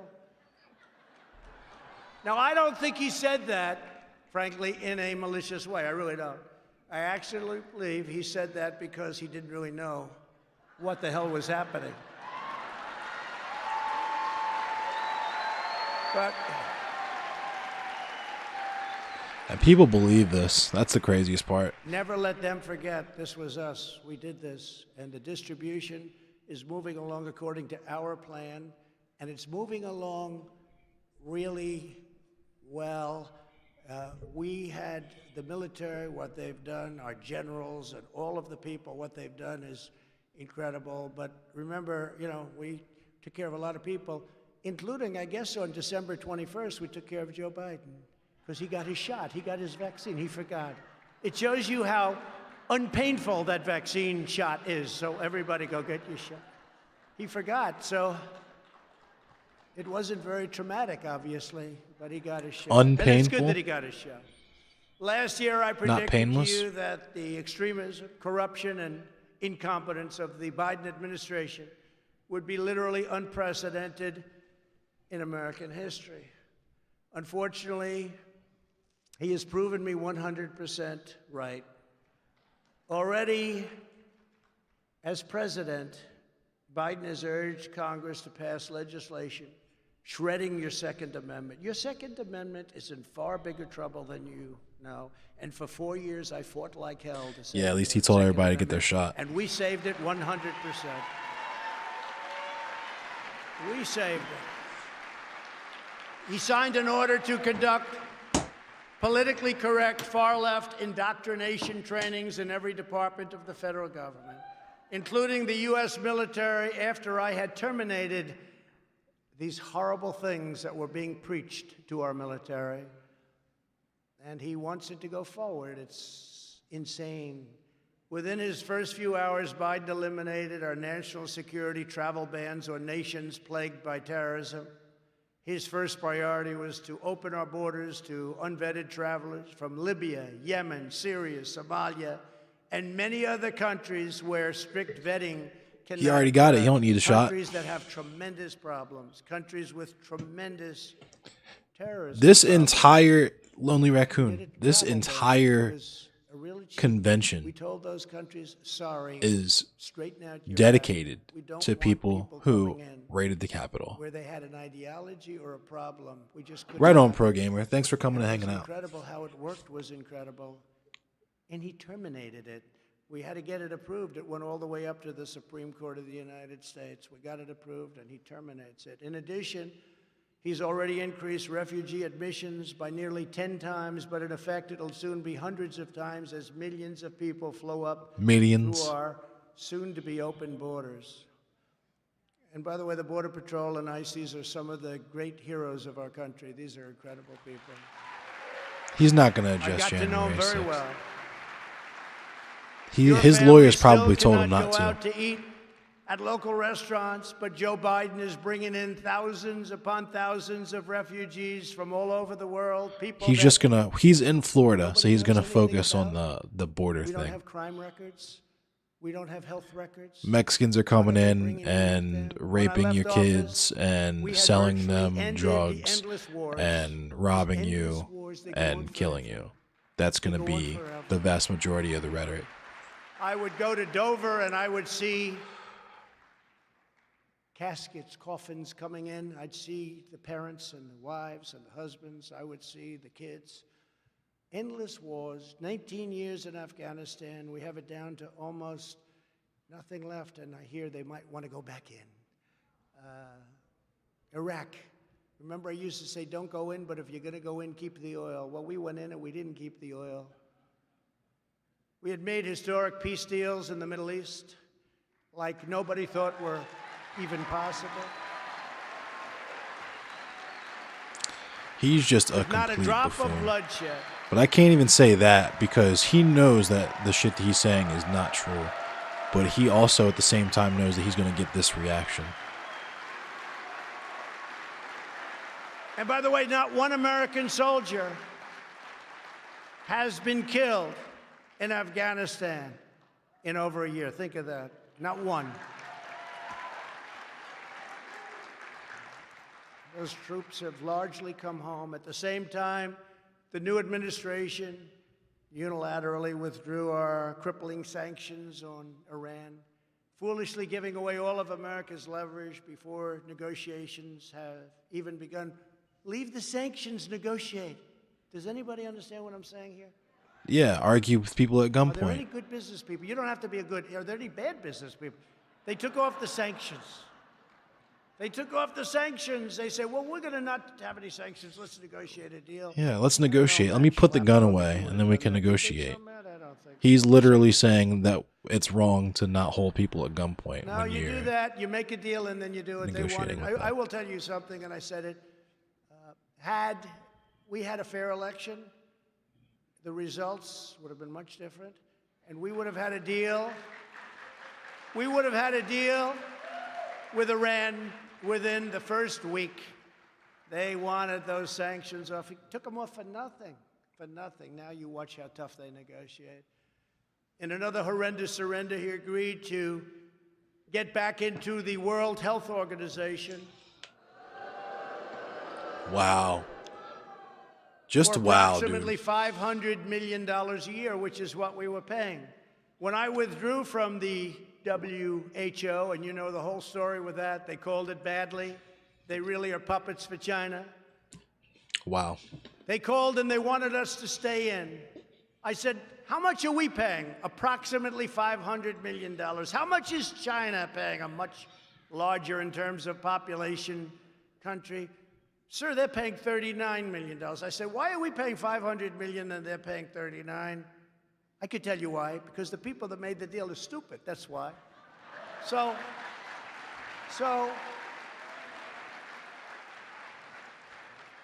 and I had no idea how popular it was. I didn't even know if I would be able to politically. It's funny to me at this point, Sad Robot. Get out. But I said, so if we went in, we could get it for $39 million, which is what China, not $500 million, which is what we were stupidly paying. And they said, we can make a deal. We want you to go in. We can make a deal. Okay, and I decided not to do it. But we could have had it for $39. We could have had it for the same as China. And they decided People are making the mistake of not understanding that he and the Republican Party are both one and the same in consolidating their power. No, this is just emblematic. It's a tremendous amount of money, but compared to trillions, it's not, but it's a tremendous amount of money. Why would China pay $39 million and we're paying almost $500 million? Why? So we could have made the same deal that China had, 39 million, and they just say, we're going back in. We're going back into the World Health Organization. They go back in, they pay 500. It is so sad. Just like the Iran and the World Health Organization, Joe Biden put the United States back into the very unfair and very costly Paris Climate Accord without negotiating a better deal. They wanted us so badly back in. I'll tell you, they wanted us. I was getting called from all of the countries. You must come back into the Paris Accord. I said, tell me why. Give me one good reason. First of all, China doesn't kick in for 10 years. Wow. Russia goes by an old standard, which was not a clean standard, and other countries. But we get hit right from the beginning. It would have cost us hundreds of thousands and millions of jobs. It was a disaster.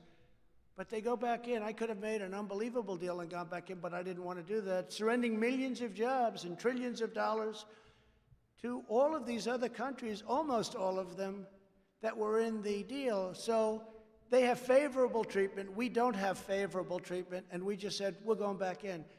To go back in, they wanted us so badly. You could have negotiated. If you wanted to go back in, which frankly, we have the cleanest air, the cleanest water, and everything else that we've ever had, so I don't know why we have to. And what good does it do when we're clean, but China's not, and Russia's not, and India's not? So they're pouring fumes, you know, the world is... Yeah, said Robot.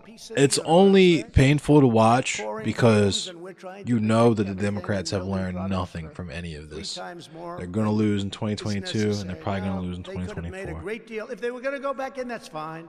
But they could have made a great deal instead of just say, we're back in. These people. And in one of his first official acts, which was incredible because, again, he talked about energy. He never said he was going to do this. He canceled the Keystone XL pipeline, destroying Listen to how mad they not the 8,000 or the 9,000 or the 11,000 jobs that you hear, but Temporary jobs. 42,000 great-paying jobs on just about day one, right? He never talked about that during a debate. Because he wouldn't have gotten away with it. Well, he would have, because they cheated so much it probably wouldn't have. Wow. No, but that was not a topic of conversation. Remember, I'm wondering how fracking, Fox News is covering this. We love fracking. During the primary, no fracking. As soon as he got through that, he said, no, of course, everybody can frack. No fracking. You wait till you see what happens with your gasoline. Wait till you see what happens, and we cannot let this stuff continue to go on. One of my proudest accomplishments as president was to make America energy independent. The United States became the #1 energy superpower on earth. #1.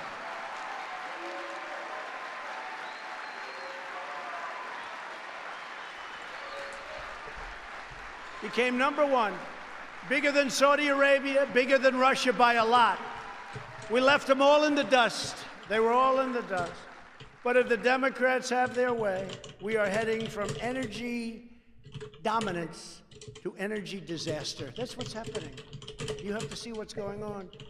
Everything's being closed up. It's a disaster. The blackouts we saw in California last summer and all the time, and the windmill calamity that we're witnessing in Texas. Great state of Texas. We love Texas. But it's so sad when you look at it. That'll just be the start. How bad is wind power? So I talk about it all the time at CPAC, right? We went to CPAC. Texas was literally the Republicans' fault. I can't wait to hear how he caps about this. The wind isn't blowing. I don't believe we'll have any electricity. Remember, we would kid, but I wasn't actually kidding. It's such an expensive form of energy. It's so bad for the environment.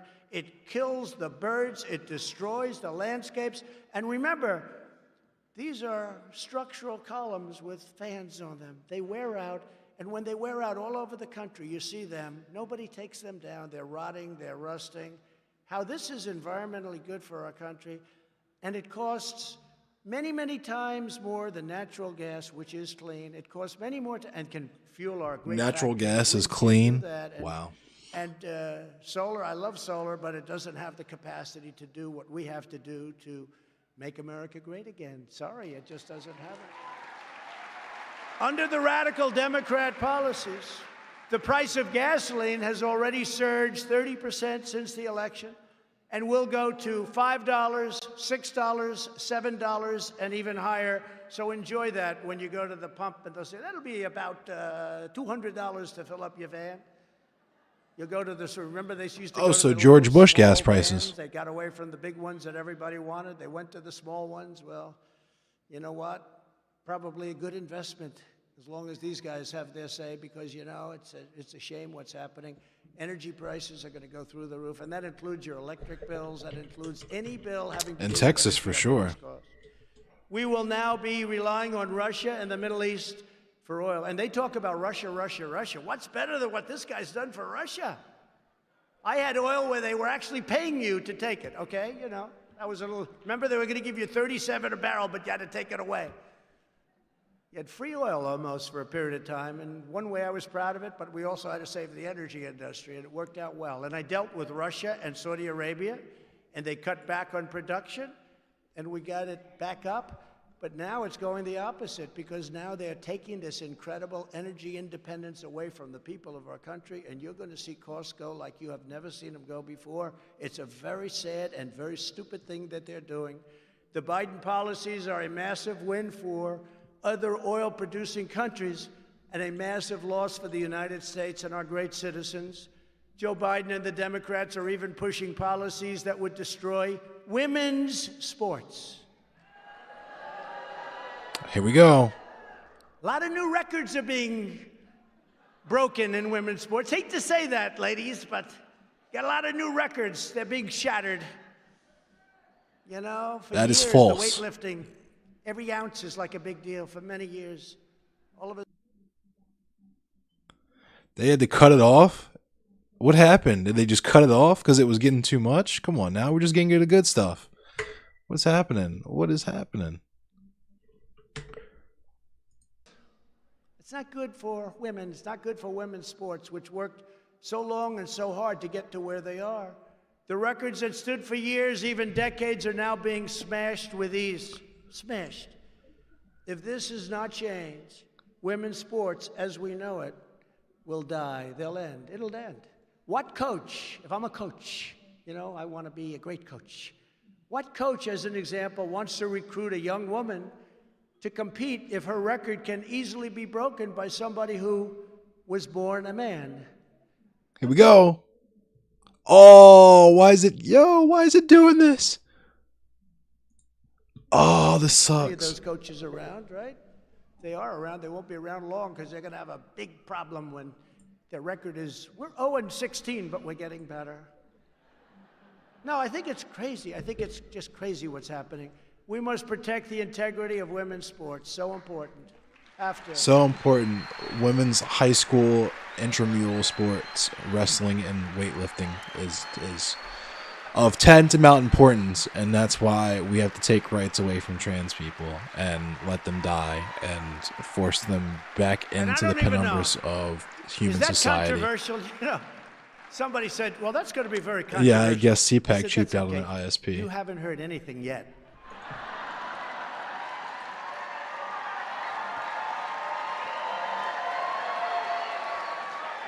As you can see, the early weeks of the Biden administration have nothing less than, they've been a catastrophe for American workers and for American families. The task of our mission, and for us, it's our movement. As I said, a movement like has never been seen, I think we can probably say, never been seen anywhere in the world. I mean, nobody's ever seen a movement like this. I'd grow up and I'd watch somebody who came in second in New Hampshire or first in Iowa, and that was the end, and they became famous for the rest of their lives. We won the election twice. I mean, you know, think about it. Twice. The task for our movement and our party is to stand up to this destructive agenda with confidence and with resolve. The future of the Republican Party is as a party that defends the social, economic, and cultural interests and values of working American families. That is of false. every race, Absolutely color, and false. creed. That's why the party is growing so rapidly and is becoming a different party. And it's becoming a party of love. You have to see outside the streets. I mean, there's such love. The flags. is love for him. That's why he's talking about it. It's not trans pride flags. It's not gay pride flags. It's not Black Lives Matter flags. It's all Trump flags and Confederate flags. And in some cases, maybe get a Nazi flag or Dalaroon flag in there. It is a cult. It's a cult of personality, Sad Robot. It's a cult of personality. People, the spirit. And there are, as you probably heard a little while ago, I mean, there's more spirit now than there's ever been, including even before. He's Neganing right more now. Spirit now than we've ever seen. He's just going full Negan. Bad it can be. And again, I want to thank Rush and Catherine because what he did to get the word out has been incredible. Some people are irreplaceable, as Sean Hannity would say, and he said Rush is irreplaceable. But his spirit lives on, and that's something that we need and we love. Republicans believe that the needs of every citizen must come first. In fact, America must come first. We don't put it first. They don't put it first.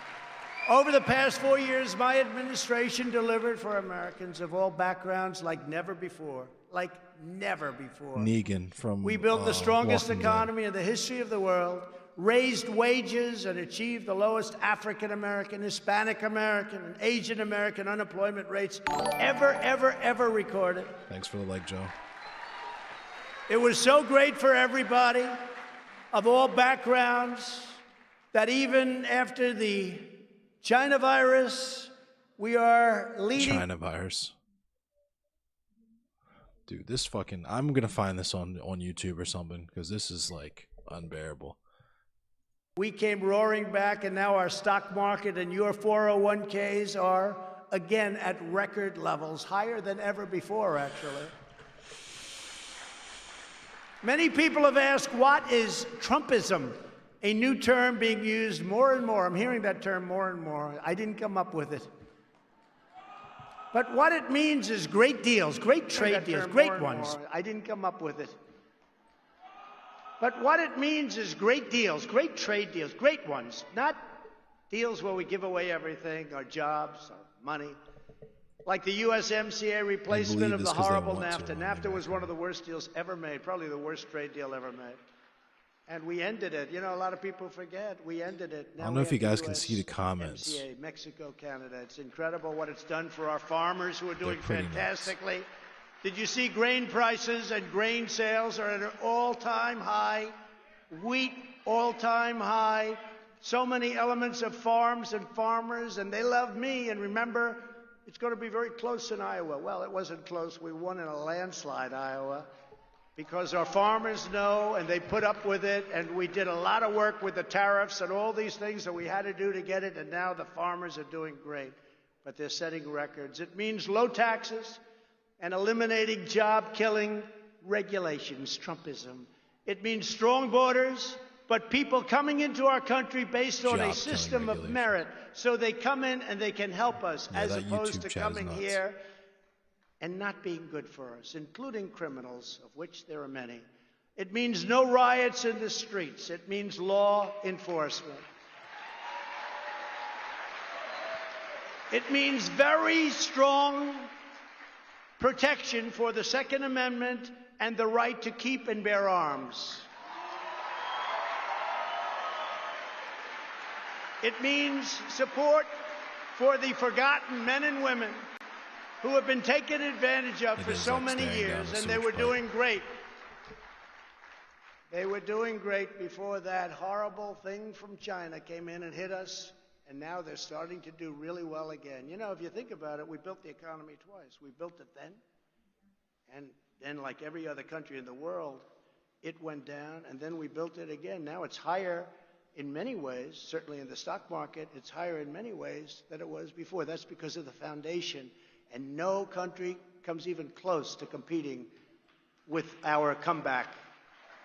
And it means a strong military and taking care of our vets, but a strong military, which we have totally rebuilt. We have rebuilt it. And our military has never been stronger than it is today.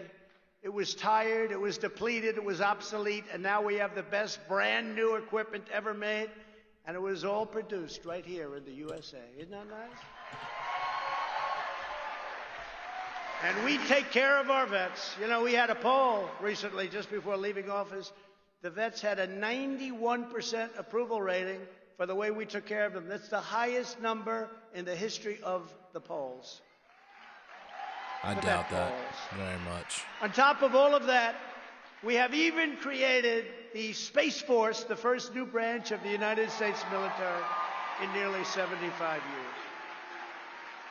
The mission of the Democrat Party is to promote socialism. They want to promote socialism, ultimately leading, unfortunately, to communism. And that will happen. If you look at Venezuela, you look at some of these countries, that's why some of our biggest supporters We don't take care of our vets here. A lot of vets are homeless. because they've seen what goes on with all of this cancel culture, and you can't speak, and let's cut them off, and let's not give them words. The mission of our movement and of the Republican Party must be to create a future of good jobs, strong families, safe communities, a vibrant culture, and a great nation for all Americans, and that's what we're creating.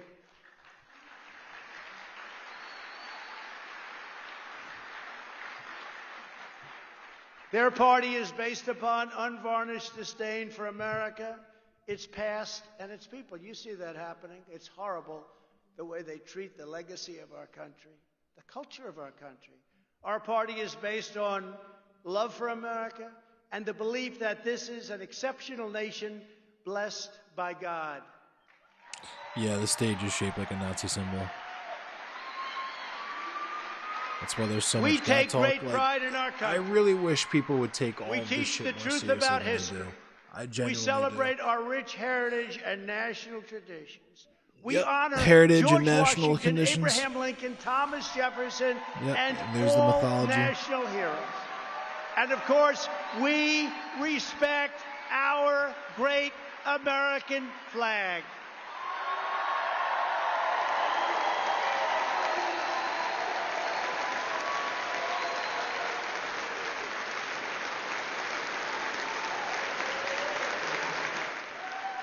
Thank you. Thank you very much. Thank you very much.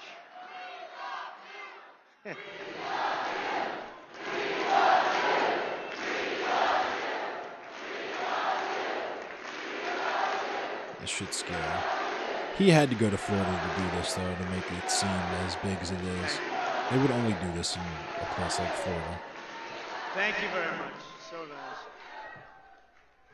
I started that hearing. We really were getting word of that, hearing that during some of the rallies, especially the latter rallies where we set records. We had 56 unbelievable packed rallies, and nobody's ever had anything like we had. And we started hearing, "We love you."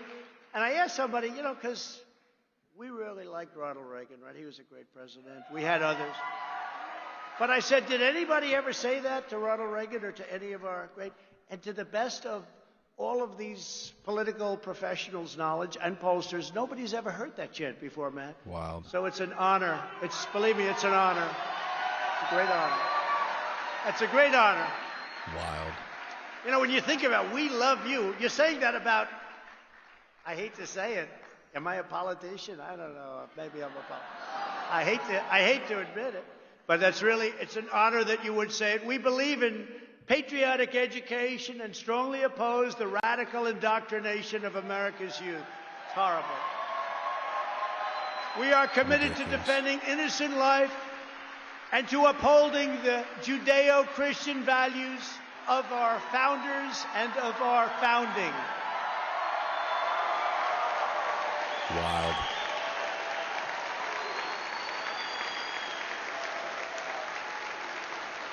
We embrace free thought, we stand up to political correctness, and we reject left-wing lunacy, and in particular, we reject cancel culture.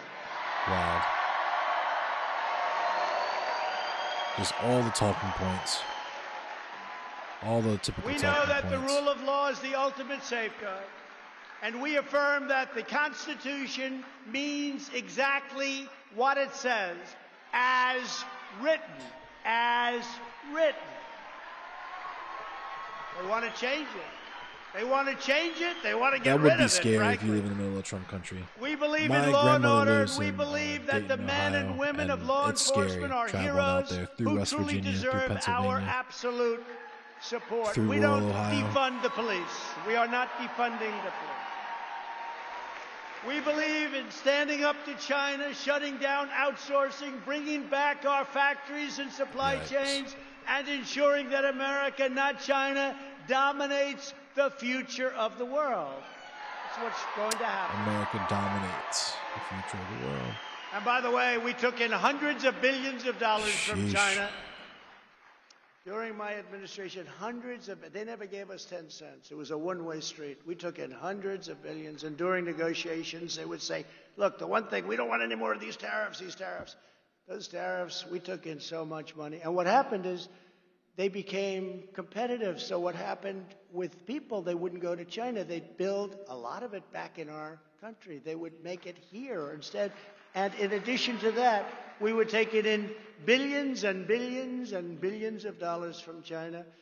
But in all fairness to China, we made a trade deal with them. This was prior to COVID. Once COVID happened, I no longer cared so much about the trade deal because what happened with that was just disgraceful. But that's one of the things. That's one of the reasons that right now our farmers are doing Right on, so said good. I Robot. used to sell China, look, go and get a lot of wheat, get a lot of different things, all of the things we just talked about. You better go out and do it because this country has not been treated fairly by you for many, many years. Many, many years. We used to lose $504 billion trade deficit with China. 504, not million, $504 million a lot, right? You know that through the World Health Organization. Now take 504 million, make it $504 billion. We had deficits with China. It was absolutely insane that this could keep going on. It's amazing that you still have a country left. The people that did this to our country, they should be ashamed of themselves. Wow. They should be ashamed of themselves. Companies that leave America to create jobs in China and other countries that have ripped us off for years Yeah, I'm sure should Trump not has be never rewarded. done that. They should be tariffed, fined, and punished. They should not be rewarded. I'm sure all of Trump's products are made in And America. that's what the Biden administration is doing. But of course, as you know, they have a very close personal relationship with China. So I don't expect much to happen. It's a shame because it really is a threat. It's a tremendous economic threat. And thank God we've rebuilt our military, but it's a tremendous economic threat. Never forget it. These are the convictions that define our movement today and must define the Republican Party in the years ahead. Very simple. It's really quite simple, isn't it? Another one of the most urgent issues facing the Republican No, the right Party doesn't want to tax big is businesses. that of They want to ensuring tax fair, honest, and secure because elections. Twitter won't let him say the N-word on the internet.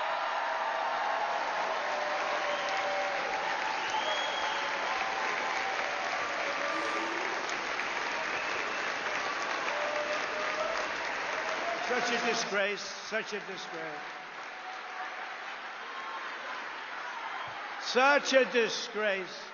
We must pass comprehensive election reforms, and we must do it now. The Democrats used the China virus as an excuse to change all of the election rules without the approval of their state legislatures, making it therefore illegal. It had a massive impact on the election. Again, you have to go to the legislatures to get these approvals. This alone would have easily changed the outcome of the election at levels that you wouldn't have even believed, even with COVID. This even is with so all crazy of the that things, he's still. the numbers are This is on staggering. Fox News too. They're We can finna get never let sued. this They're about to get or Biggie other sued. abuses of the 2020 election be repeated or happen again. Can never let that happen again. You see what's going on. We've been set back so greatly with other countries and with the world. We need election integrity and election reform immediately. Republicans should be the party of honest elections that can give everyone confidence in the future of our country. Without honest elections, who has confidence? Who has confidence? This issue is being studied and examined But the reality is you cannot have a situation where ballots are indiscriminately pouring in from all over the country. Tens of millions of ballots. Where are they coming from? They're coming all over the place. Where illegal aliens and dead people are voting, and many other horrible things are happening that are too voluminous to even mention. But people know. I mean, it's being studied, and the level of dishonesty is not to be believed. We have a very sick and corrupt electoral process that must be fixed immediately. This election was rigged, and the Supreme Court and other courts didn't want to do anything about it. Wow.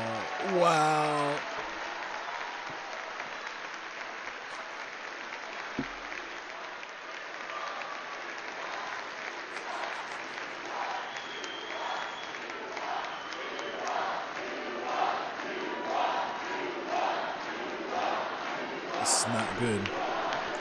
This is not good. This is very not good. If you just take that one element where they didn't go through legislatures, it's illegal. You can't do it. It's in the Constitution. They didn't have the courage, the Supreme Court. They didn't have the courage to act, but instead used process and lack of standing. I was told the President of the United States has no standing. It's my election. It's your election. We have no standing. We had almost 20, if you think of it, we had almost 20 states go into the Supreme Court so that we didn't have a standing problem. They rejected it. They rejected it. They should be ashamed of themselves for what they've done to our country. They didn't have the guts or the courage to make the right decision. They didn't want to talk about it.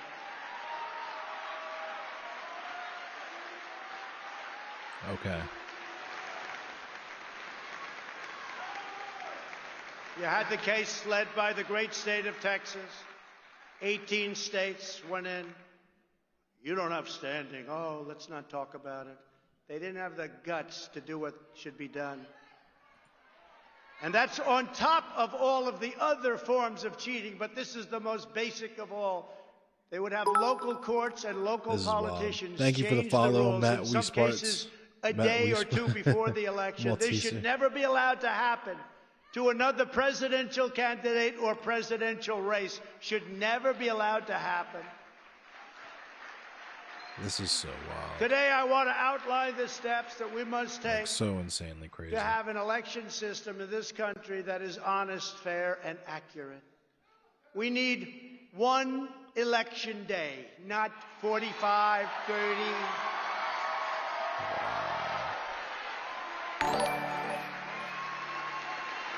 Thanks One for the day. follow. Like it's been. And if Republicans don't get this and the other things I'm going to say, then you should, like the Supreme Court, be ashamed of yourselves. One day. And the only people that should be allowed to vote by mail are people that can be proven to be either very sick or out of the country or military where they can't do it. One day. They have millions and millions of ballots sitting around all over the place for long periods of time. Gee, I wonder what happens with those ballots. I wonder what happens. It's common sense. It's a disgrace. It's an absolute disgrace. There should be a legitimate reason for someone to vote absentee. Has to have a reason. We should eliminate the insanity of mass and very corrupt mail-in voting. We must have voter ID. Voter ID. Yeah, I can't spam. Slow mode is on. I was gonna say, either I got put on quiet time or slow mode is on, but slow mode's on.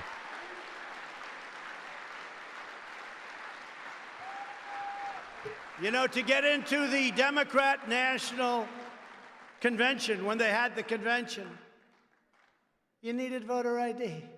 You needed an ID card. You couldn't get in unless you had an ID. So many people told me you can't get in that place, you need ID. Nobody had ID. You need voter ID. They know that. This is a con job. They're conning everybody. They know that. They know the wall was good. They knew the wall would work, but they didn't want to have it because we wanted it. I made one big mistake on the wall.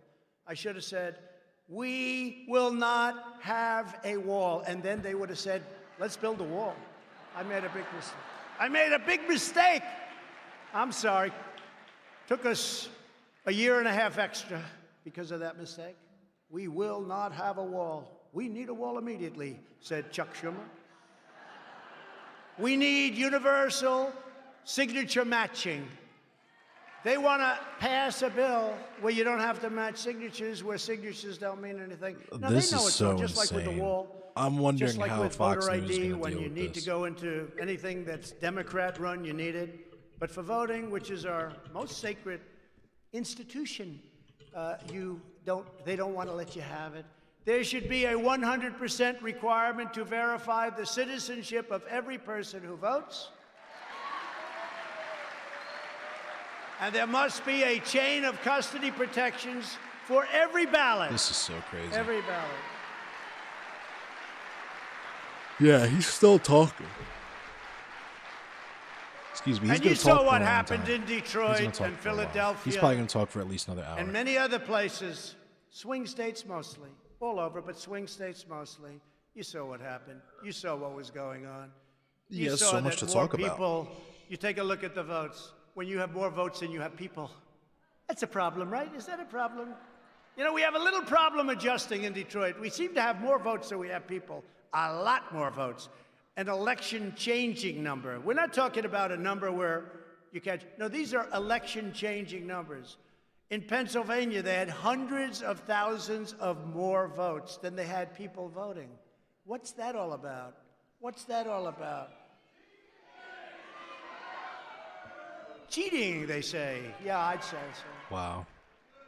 In the history of our country, and it has taken place for years in Pennsylvania and Detroit and various other places, but there's tremendous, did, never like but this, because the they use people COVID that as a voted way for of him will cheating. never accept that. That's what happened, and everybody knows it. Hundreds of thousands and millions of ballots. They used it as a way of getting what they've wanted for many years, and the Republicans have to do something about it.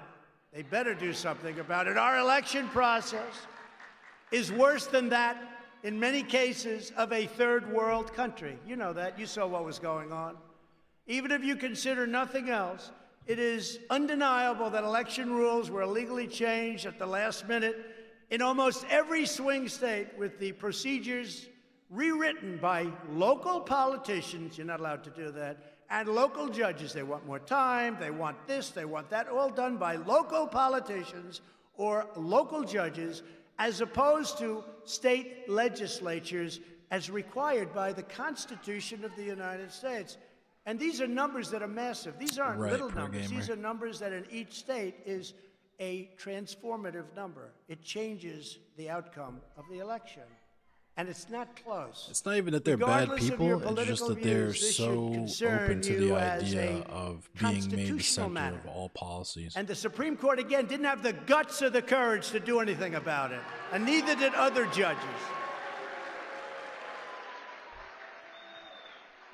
And Democrats even admitted in Time magazine, which is, I would say, on the liberal side, that they just couldn't hold it in. They had to brag about it. Because what they did, they had to brag about it. They couldn't do it. You got to read the story. It's a disaster.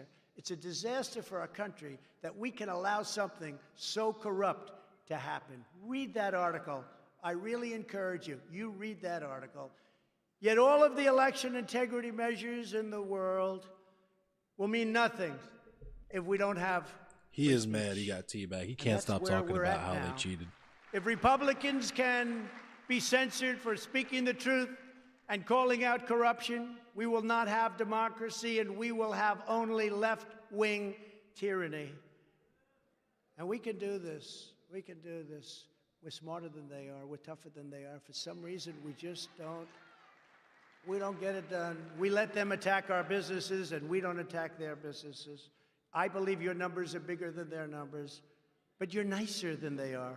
You're not as vicious as they are. In the past, we would debate. What?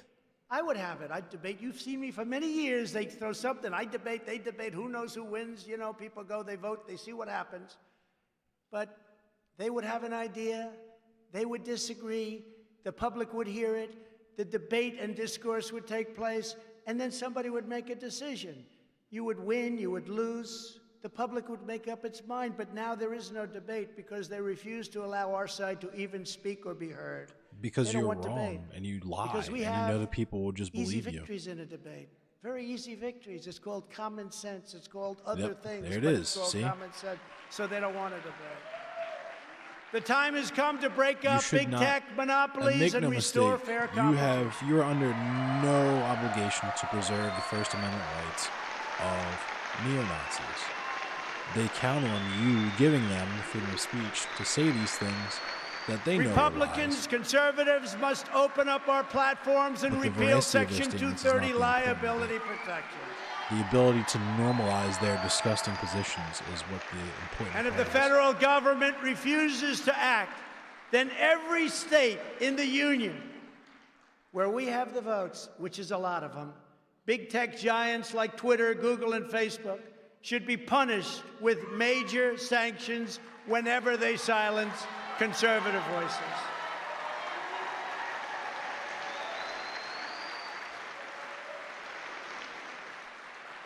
And Governor Ron DeSantis of Florida and in Texas and in other states are doing this. He literally sent the police after a whistleblowing If they do what they're doing, epidemiologist. Florida, and that legislation Holy will pass. shit, dude. And Texas and others will have tremendous power to do what's right and what's fair. We have no time to waste. Nancy Pelosi and the Democrats in Congress are racing to pass a flagrantly unconstitutional attack on the First Amendment and the integrity of our elections, known as H.R. 1. Do you know what H.R. 1 is? It's a disaster. Their bill would drastically restrict political speech, empower the federal government to shut down dissent, and turn the Federal Election Commission into a partisan political weapon. In addition, it virtually eliminates voter ID requirements nationwide, effectively ends all registration deadlines. Can you believe this? Requires states to give ballots to felons, automatically registers every welfare recipient to vote, and puts unaccountable, unelected bureaucrats in charge of drawing congressional districts. That's going to be a lot of fun. This monster must be stopped. It cannot be allowed to pass. Now more than ever is the time for tough, strong, and energetic Republican leaders who have spines of steel. We need strong leadership. We cannot have leaders who show more passion for condemning their fellow Americans than they have ever shown for standing up to Democrats, the media, and the radicals who want to turn America into a socialist country.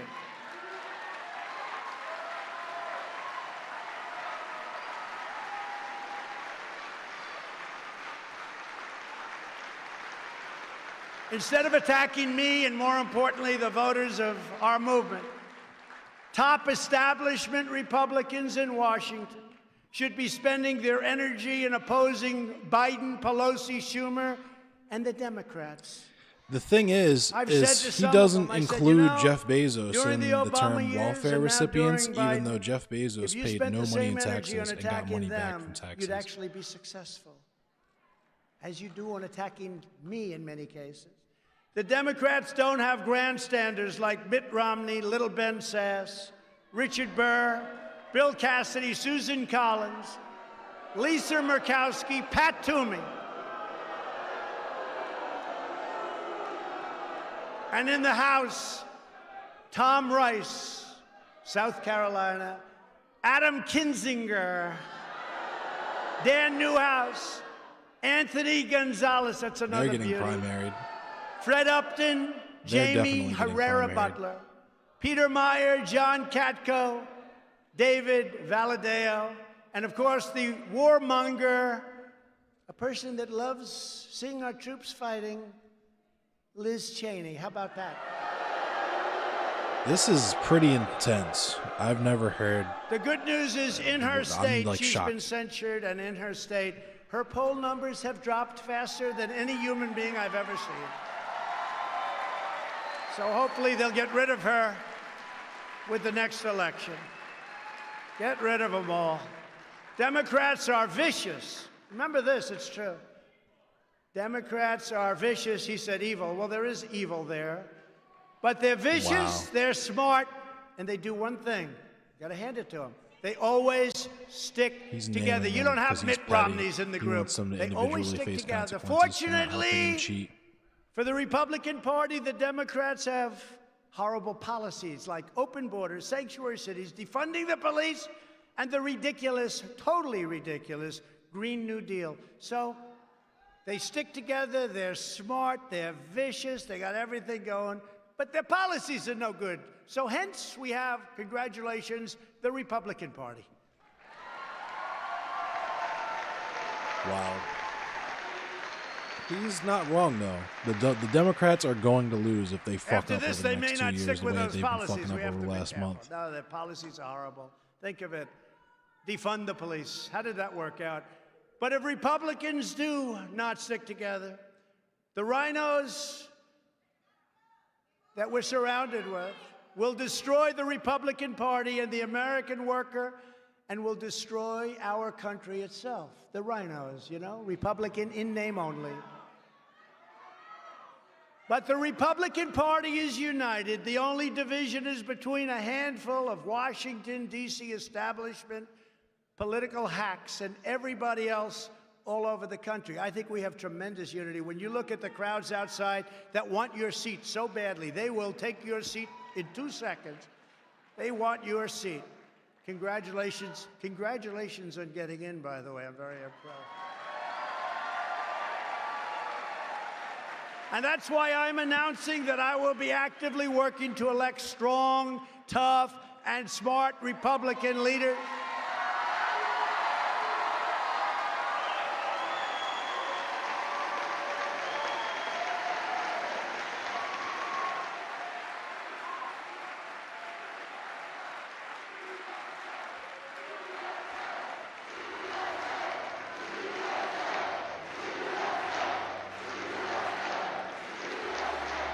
This chat is wild.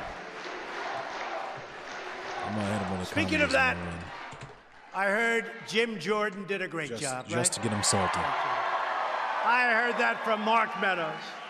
I heard it. Oh, there he is. Look at that. Hi, Jim. I heard you were great. In fact, I hated to follow you. I want to follow other people. I could name them, too. I like to follow other people. I heard you were great. Thank you, Jim, very much. Jim Jordan. Great, great athlete. People don't know he was a great wrestler, tremendous numbers of victories. The NC, he was a champion. He was college champion for a long period of time. He's a winner and a leader, and he doesn't play games. He likes to win. He likes to win. And we have a lot of people in our party that like to win, Jim, right? But I heard you were great. Thank you very much. But we want Republican leaders who are loyal to the voters and who will work proudly for the vision that I've laid out today. And what is it? So simple, right? So simple. Military, law and order, great trade deals, great education. So simple. Does anybody get it? What are they doing? Does anybody get it? It has just been stated that President Trump's endorsement is the most powerful asset in politics. You believe that? Who would have thought that was going to happen? I believe that. Who would That have sounds thought true. that's going to happen, Jim? That's probably true. In last All year's those people congressional will primaries, instantly vote for whoever he picks 120 without questioning listen a to this, single it's position that amazing. individual has. 120 of 122 candidates I endorsed won. 120. That's almost as good as Jim's wrestling record. And the two that lost were beaten by people claiming to be more Trump than their opponent. So I like those two people very much also. What? In the Senate, I was undefeated in endorsements with a record of 21-0. My endorsement of Mitch McConnell, at his request. They're turning It's all on right. Mitch McConnell. It's all right. Now, he made a request. He asked for my endorsement. Brought him from 1 point down to 20 points up, and he won his race in the great state and actually the great Commonwealth of Kentucky. If that's and he true, won it explains and why he won he it voted very to easily. acquit Trump. And I said, I wonder if I'm doing the right thing here, but you know what? I did what I did. But he went from 1 point down to 20 points up very quickly, immediately actually, and he won his race. And if you compare that to his other elections, I'm sure you'll see something interesting. But you know what? We got a Republican elected. And now we have to use Republicans to take care of the election frauds and all of the other things that are happening. That sounds so much sillier than push the Democrats left. Like, I never thought about how silly Because that of my efforts campaigning, we had huge gains in the House, and I helped keep many senators in their seats, and they will admit it, so that it's now 50-50 instead of Republicans being down anywhere from 8 to 10 seats. And they'll admit it. We'd be down 8 to 10 seats if I didn't campaign. We held rallies for some of the senators that were down, and nobody talks about that. Nobody wants to talk. The press doesn't talk about it. With me at the top of the ticket, not a single Republican member of Congress lost their race for the first time in decades. We won 26 of 26 toss-up races. Toss-up.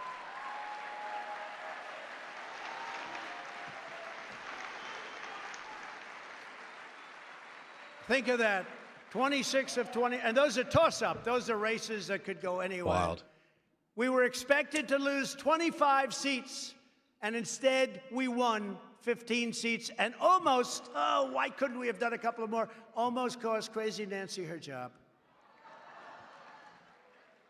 We'll do that the next time around. I received almost, listen to this number, because, you know, the fake news doesn't ever talk about these numbers. I just heard this one for the first time. I received almost 1.5 million more votes than all of the Republican House candidates combined. I believe that. So how the hell is it possible that we lost? It's not possible. I got more votes. I got more, which is me. When I say I, I'm talking about we. We got more votes than any incumbent president in the history of our country. Almost 75 million votes. And that doesn't include the votes and ballots they threw out. Okay? If you include them, you'll see numbers that are much different. We did even better in the second election than we did in the first. You know, I won the first, and we won the second. We did much better. Sort of strange, right? How did you do? Well, we did much better the second time. Oh, you did? Really? What a disgrace. What a disgrace to our country. I got over 11 million, very close to 12 million more votes than we got in 2016. And I was told by John McLaughlin that if you, the great pollster, that if you get to, we had 63 in 2016, 63 million. Sir, if you get to 66 million, you have it made. We got to almost 75 million, and what the hell happened? What happened? What happened when they closed all of the counting booths? What happened at 3 o'clock in the morning? Dog. What happened at 3:02 in the morning? On about this. What happened? Is so insane to me. No president has ever lost an election after carrying Florida, Ohio, and Iowa, and I won them all, and I won them by a lot. He did win Ohio by a lot. I won 94% of the primary vote. No incumbent president who received more than 75% of the primary vote has ever lost an election. I had a record number, and no president has ever, and we're talking about a much lower number than we got, has ever lost an election. Thanks to my coattails, thank you. We have to have a sense of humor. Thanks to my coattails, Democrats failed to flip a single state legislature. Think of it. Or a legislative chamber, because Republicans came out to vote for me. Now, they say it differently. The press, the fake news spins it differently. They say, despite how well they did, Trump didn't win. That's such a lie. And many legislatures, you know, many legislators told me, they said they were going to lose their race. It wasn't going to happen. And then what happened is one in particular told me from a great swing state, said, you know, I thought I was going to lose my position, lose my race, and I went out with my wife the night before the election, and I saw all these Trump signs and the American flags and the spirits on the streets. I said, you know, darling, I think we're going to win. He said, but you were far, far, far more popular than me. They do lots of polls. You were way, way ahead of me, sir. And the next day I was right. He said, he won the election by a lot, and you lost the election. And sir, it's not possible that you lost because you got a lower number than I did and you were so far ahead of me. You're the person that brought everybody out to vote. And I happen to agree with that 1,000%. Never forget that conversation. He couldn't believe it. Wild. And I've heard it from more than one. So crazy. And in November, 18 of 19 bellwether counties, you heard about the bellwether counties? 18 of 19 bellwether counties that have correctly predicted every presidential election for decades, many decades, voted for Trump, not for Biden. And it was a shocker to those people that go for the stats. It was a shocker. They voted for Trump. 18 of 19 voted for Trump. There's never been anything like that. And yet, did Biden win? No. If you want to help us take back the future of our country, go to DonaldJTrump.com. I don't do this. I've never done this, but it's time that we have to put forces Here comes the together grift. because these people, Here with comes their the big grift. tech and their fake news media right back there, okay? And you know, when you talk about election, they turn off. When you talk about, they probably have them going because they also care about ratings, but when they talk about election, they turn off the cameras. You know why? It's a very sore subject, okay? Because they got They sued. don't like that subject. There's only one way to contribute Oh my God. to And our this is- efforts I to didn't elect even realize America this is how First they're gonna spin Republican that. conservatives, and in turn to make America great again, and that's through People probably don't Save even know that they America got PAC sued and and they're literally legally DonaldJTrump.com. not allowed to run So go this out there and do election whatever fraud you shit. can, because we're going to help a lot of They're great probably people. gonna We make know some the kind right of people to conspiracy help. We theory need around your that. help to win. Fuck, dude. We're and so to fight fucked. big tech America and is the so radical fucked. left and the If you're DC watching this right now establishment. and you're in We need to save your anywhere Second not the Amendment, United which States, is under please pray for siege. us. We Because need we're to help pretty jolly protect well funding fucked for our here. military and It for our looks like great we might vets, be and dealing that's with what some we're seriously doing. As fashy we shit over the course of the next discussed decade. earlier, we're in a struggle for the survival of America as we know it. This is a struggle. This is a terrible, terrible, painful struggle. The path ahead will not be easy, but we will win. We are going to win. Ultimately, we always win. And when we do, history will show that this was the moment when we could have given up, when we could have despaired, but instead we chose to keep on pushing forward. The greater the challenge and tougher the task, the more determined we must be to pull through to triumph. We have to have triumph. We have to have victory. With the talent and dedication of everyone here today, and you have tremendous, not only dedication, tremendous talent in this room. I know many of you. That is exactly what we will do. We will go on to victory. We will summon the spirit of generations of American patriots before us, like those heroes who crossed the Delaware, conquered the Rockies, stormed the beaches, won the battles, and tamed the unknown frontiers. We will persist, and we will prevail. We're tougher than they are. We're stronger than they are. Together in the coming years, we will carry forward the torch of American liberty. We will lead the conservative movement and the Republican Party back to a totally conclusive victory, and we've had tremendous victories. Don't ever forget it. With your help, we will take back the House.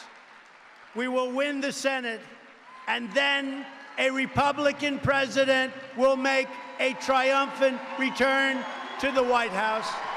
And I wonder who that will be. I wonder who that will be.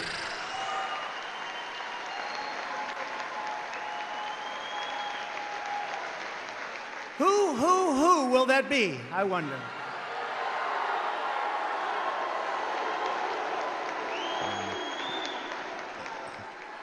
Standing before you today, I am supremely confident that for our movement, for our party, and for our country, our brightest days are just ahead, and that together we will make America prouder, freer, stronger, and greater than it ever has been before. Thank you, CPAC.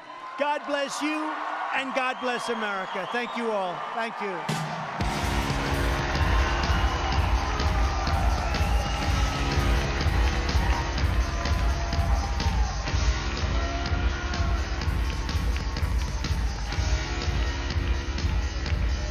fucking music. I'm gonna mute it.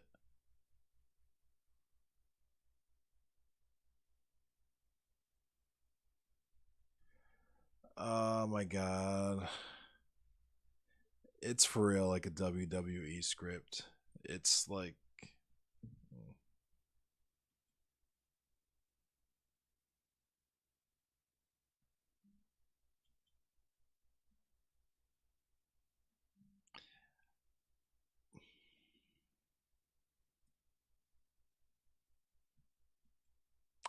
I'm shit's funny to me. This shit's truly funny to me.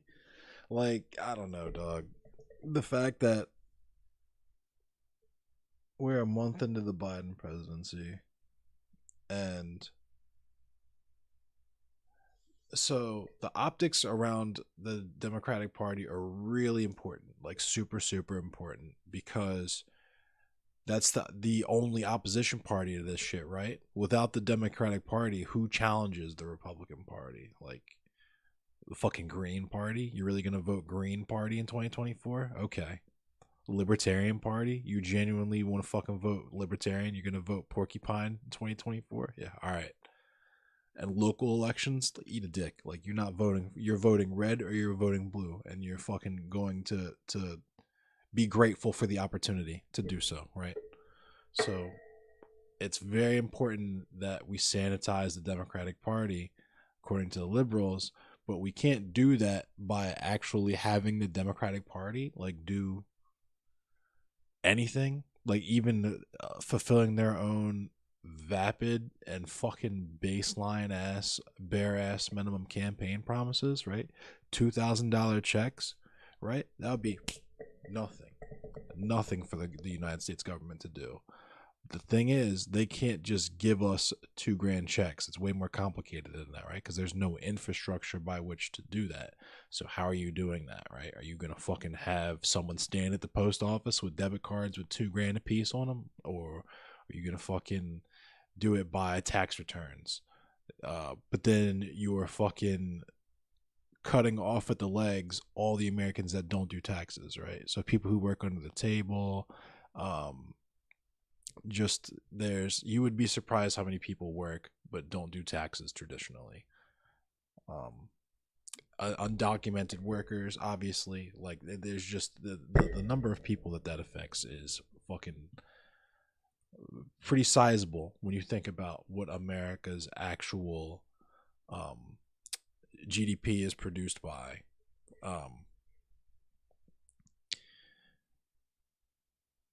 So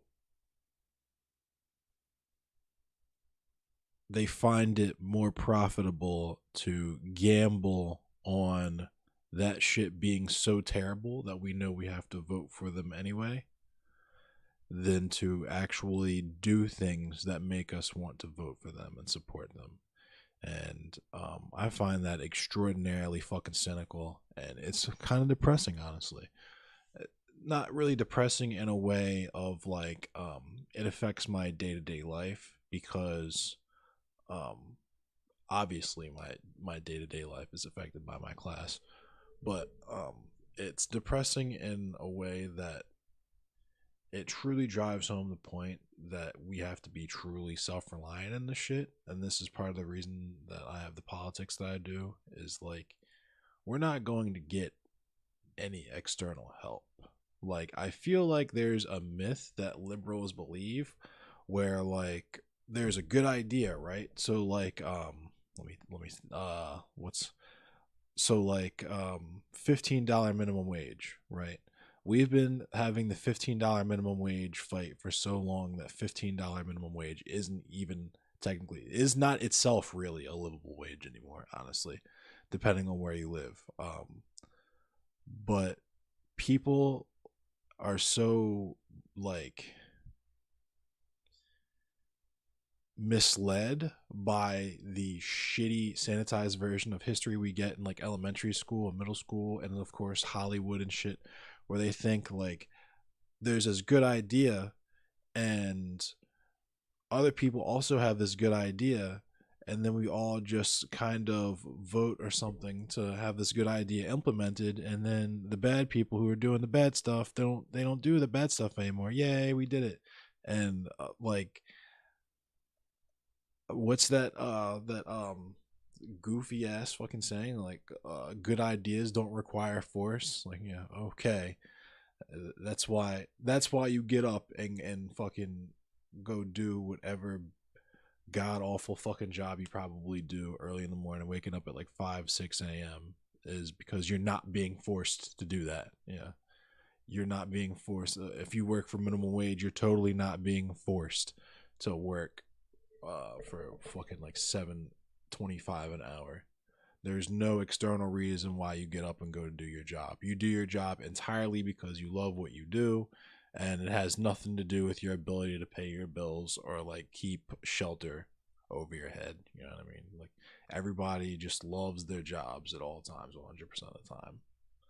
And there's no stressors from their jobs. Everyone is paid adequately for their job because the world is a meritocracy and everyone is where they are supposed to be because they should be there, right? And basically, if you're poor, shut the fuck up and die, or pull yourself up by your bootstraps. So with that said, I'm gonna play some Hunt now after that god awful fucking punishment.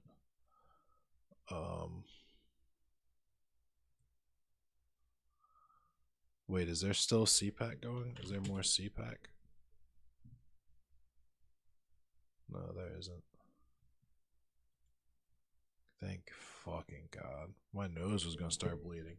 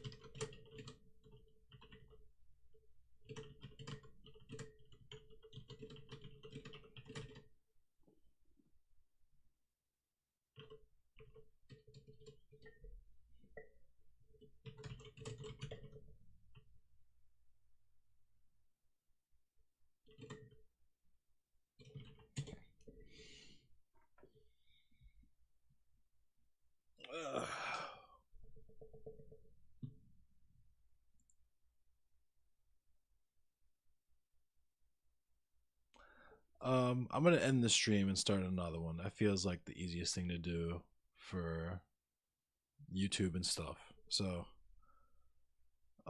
thanks for watching, everyone. If you want to continue watching me play Hunt, and we could even talk about some of the stuff we just watched, then stick around. But if you don't like video games, you think video games are boring or whatever, but watching Donald Trump speak is somehow entertaining to you, I would recommend you seek help, but also you can totally leave. Yeah. So with that said, I'm gonna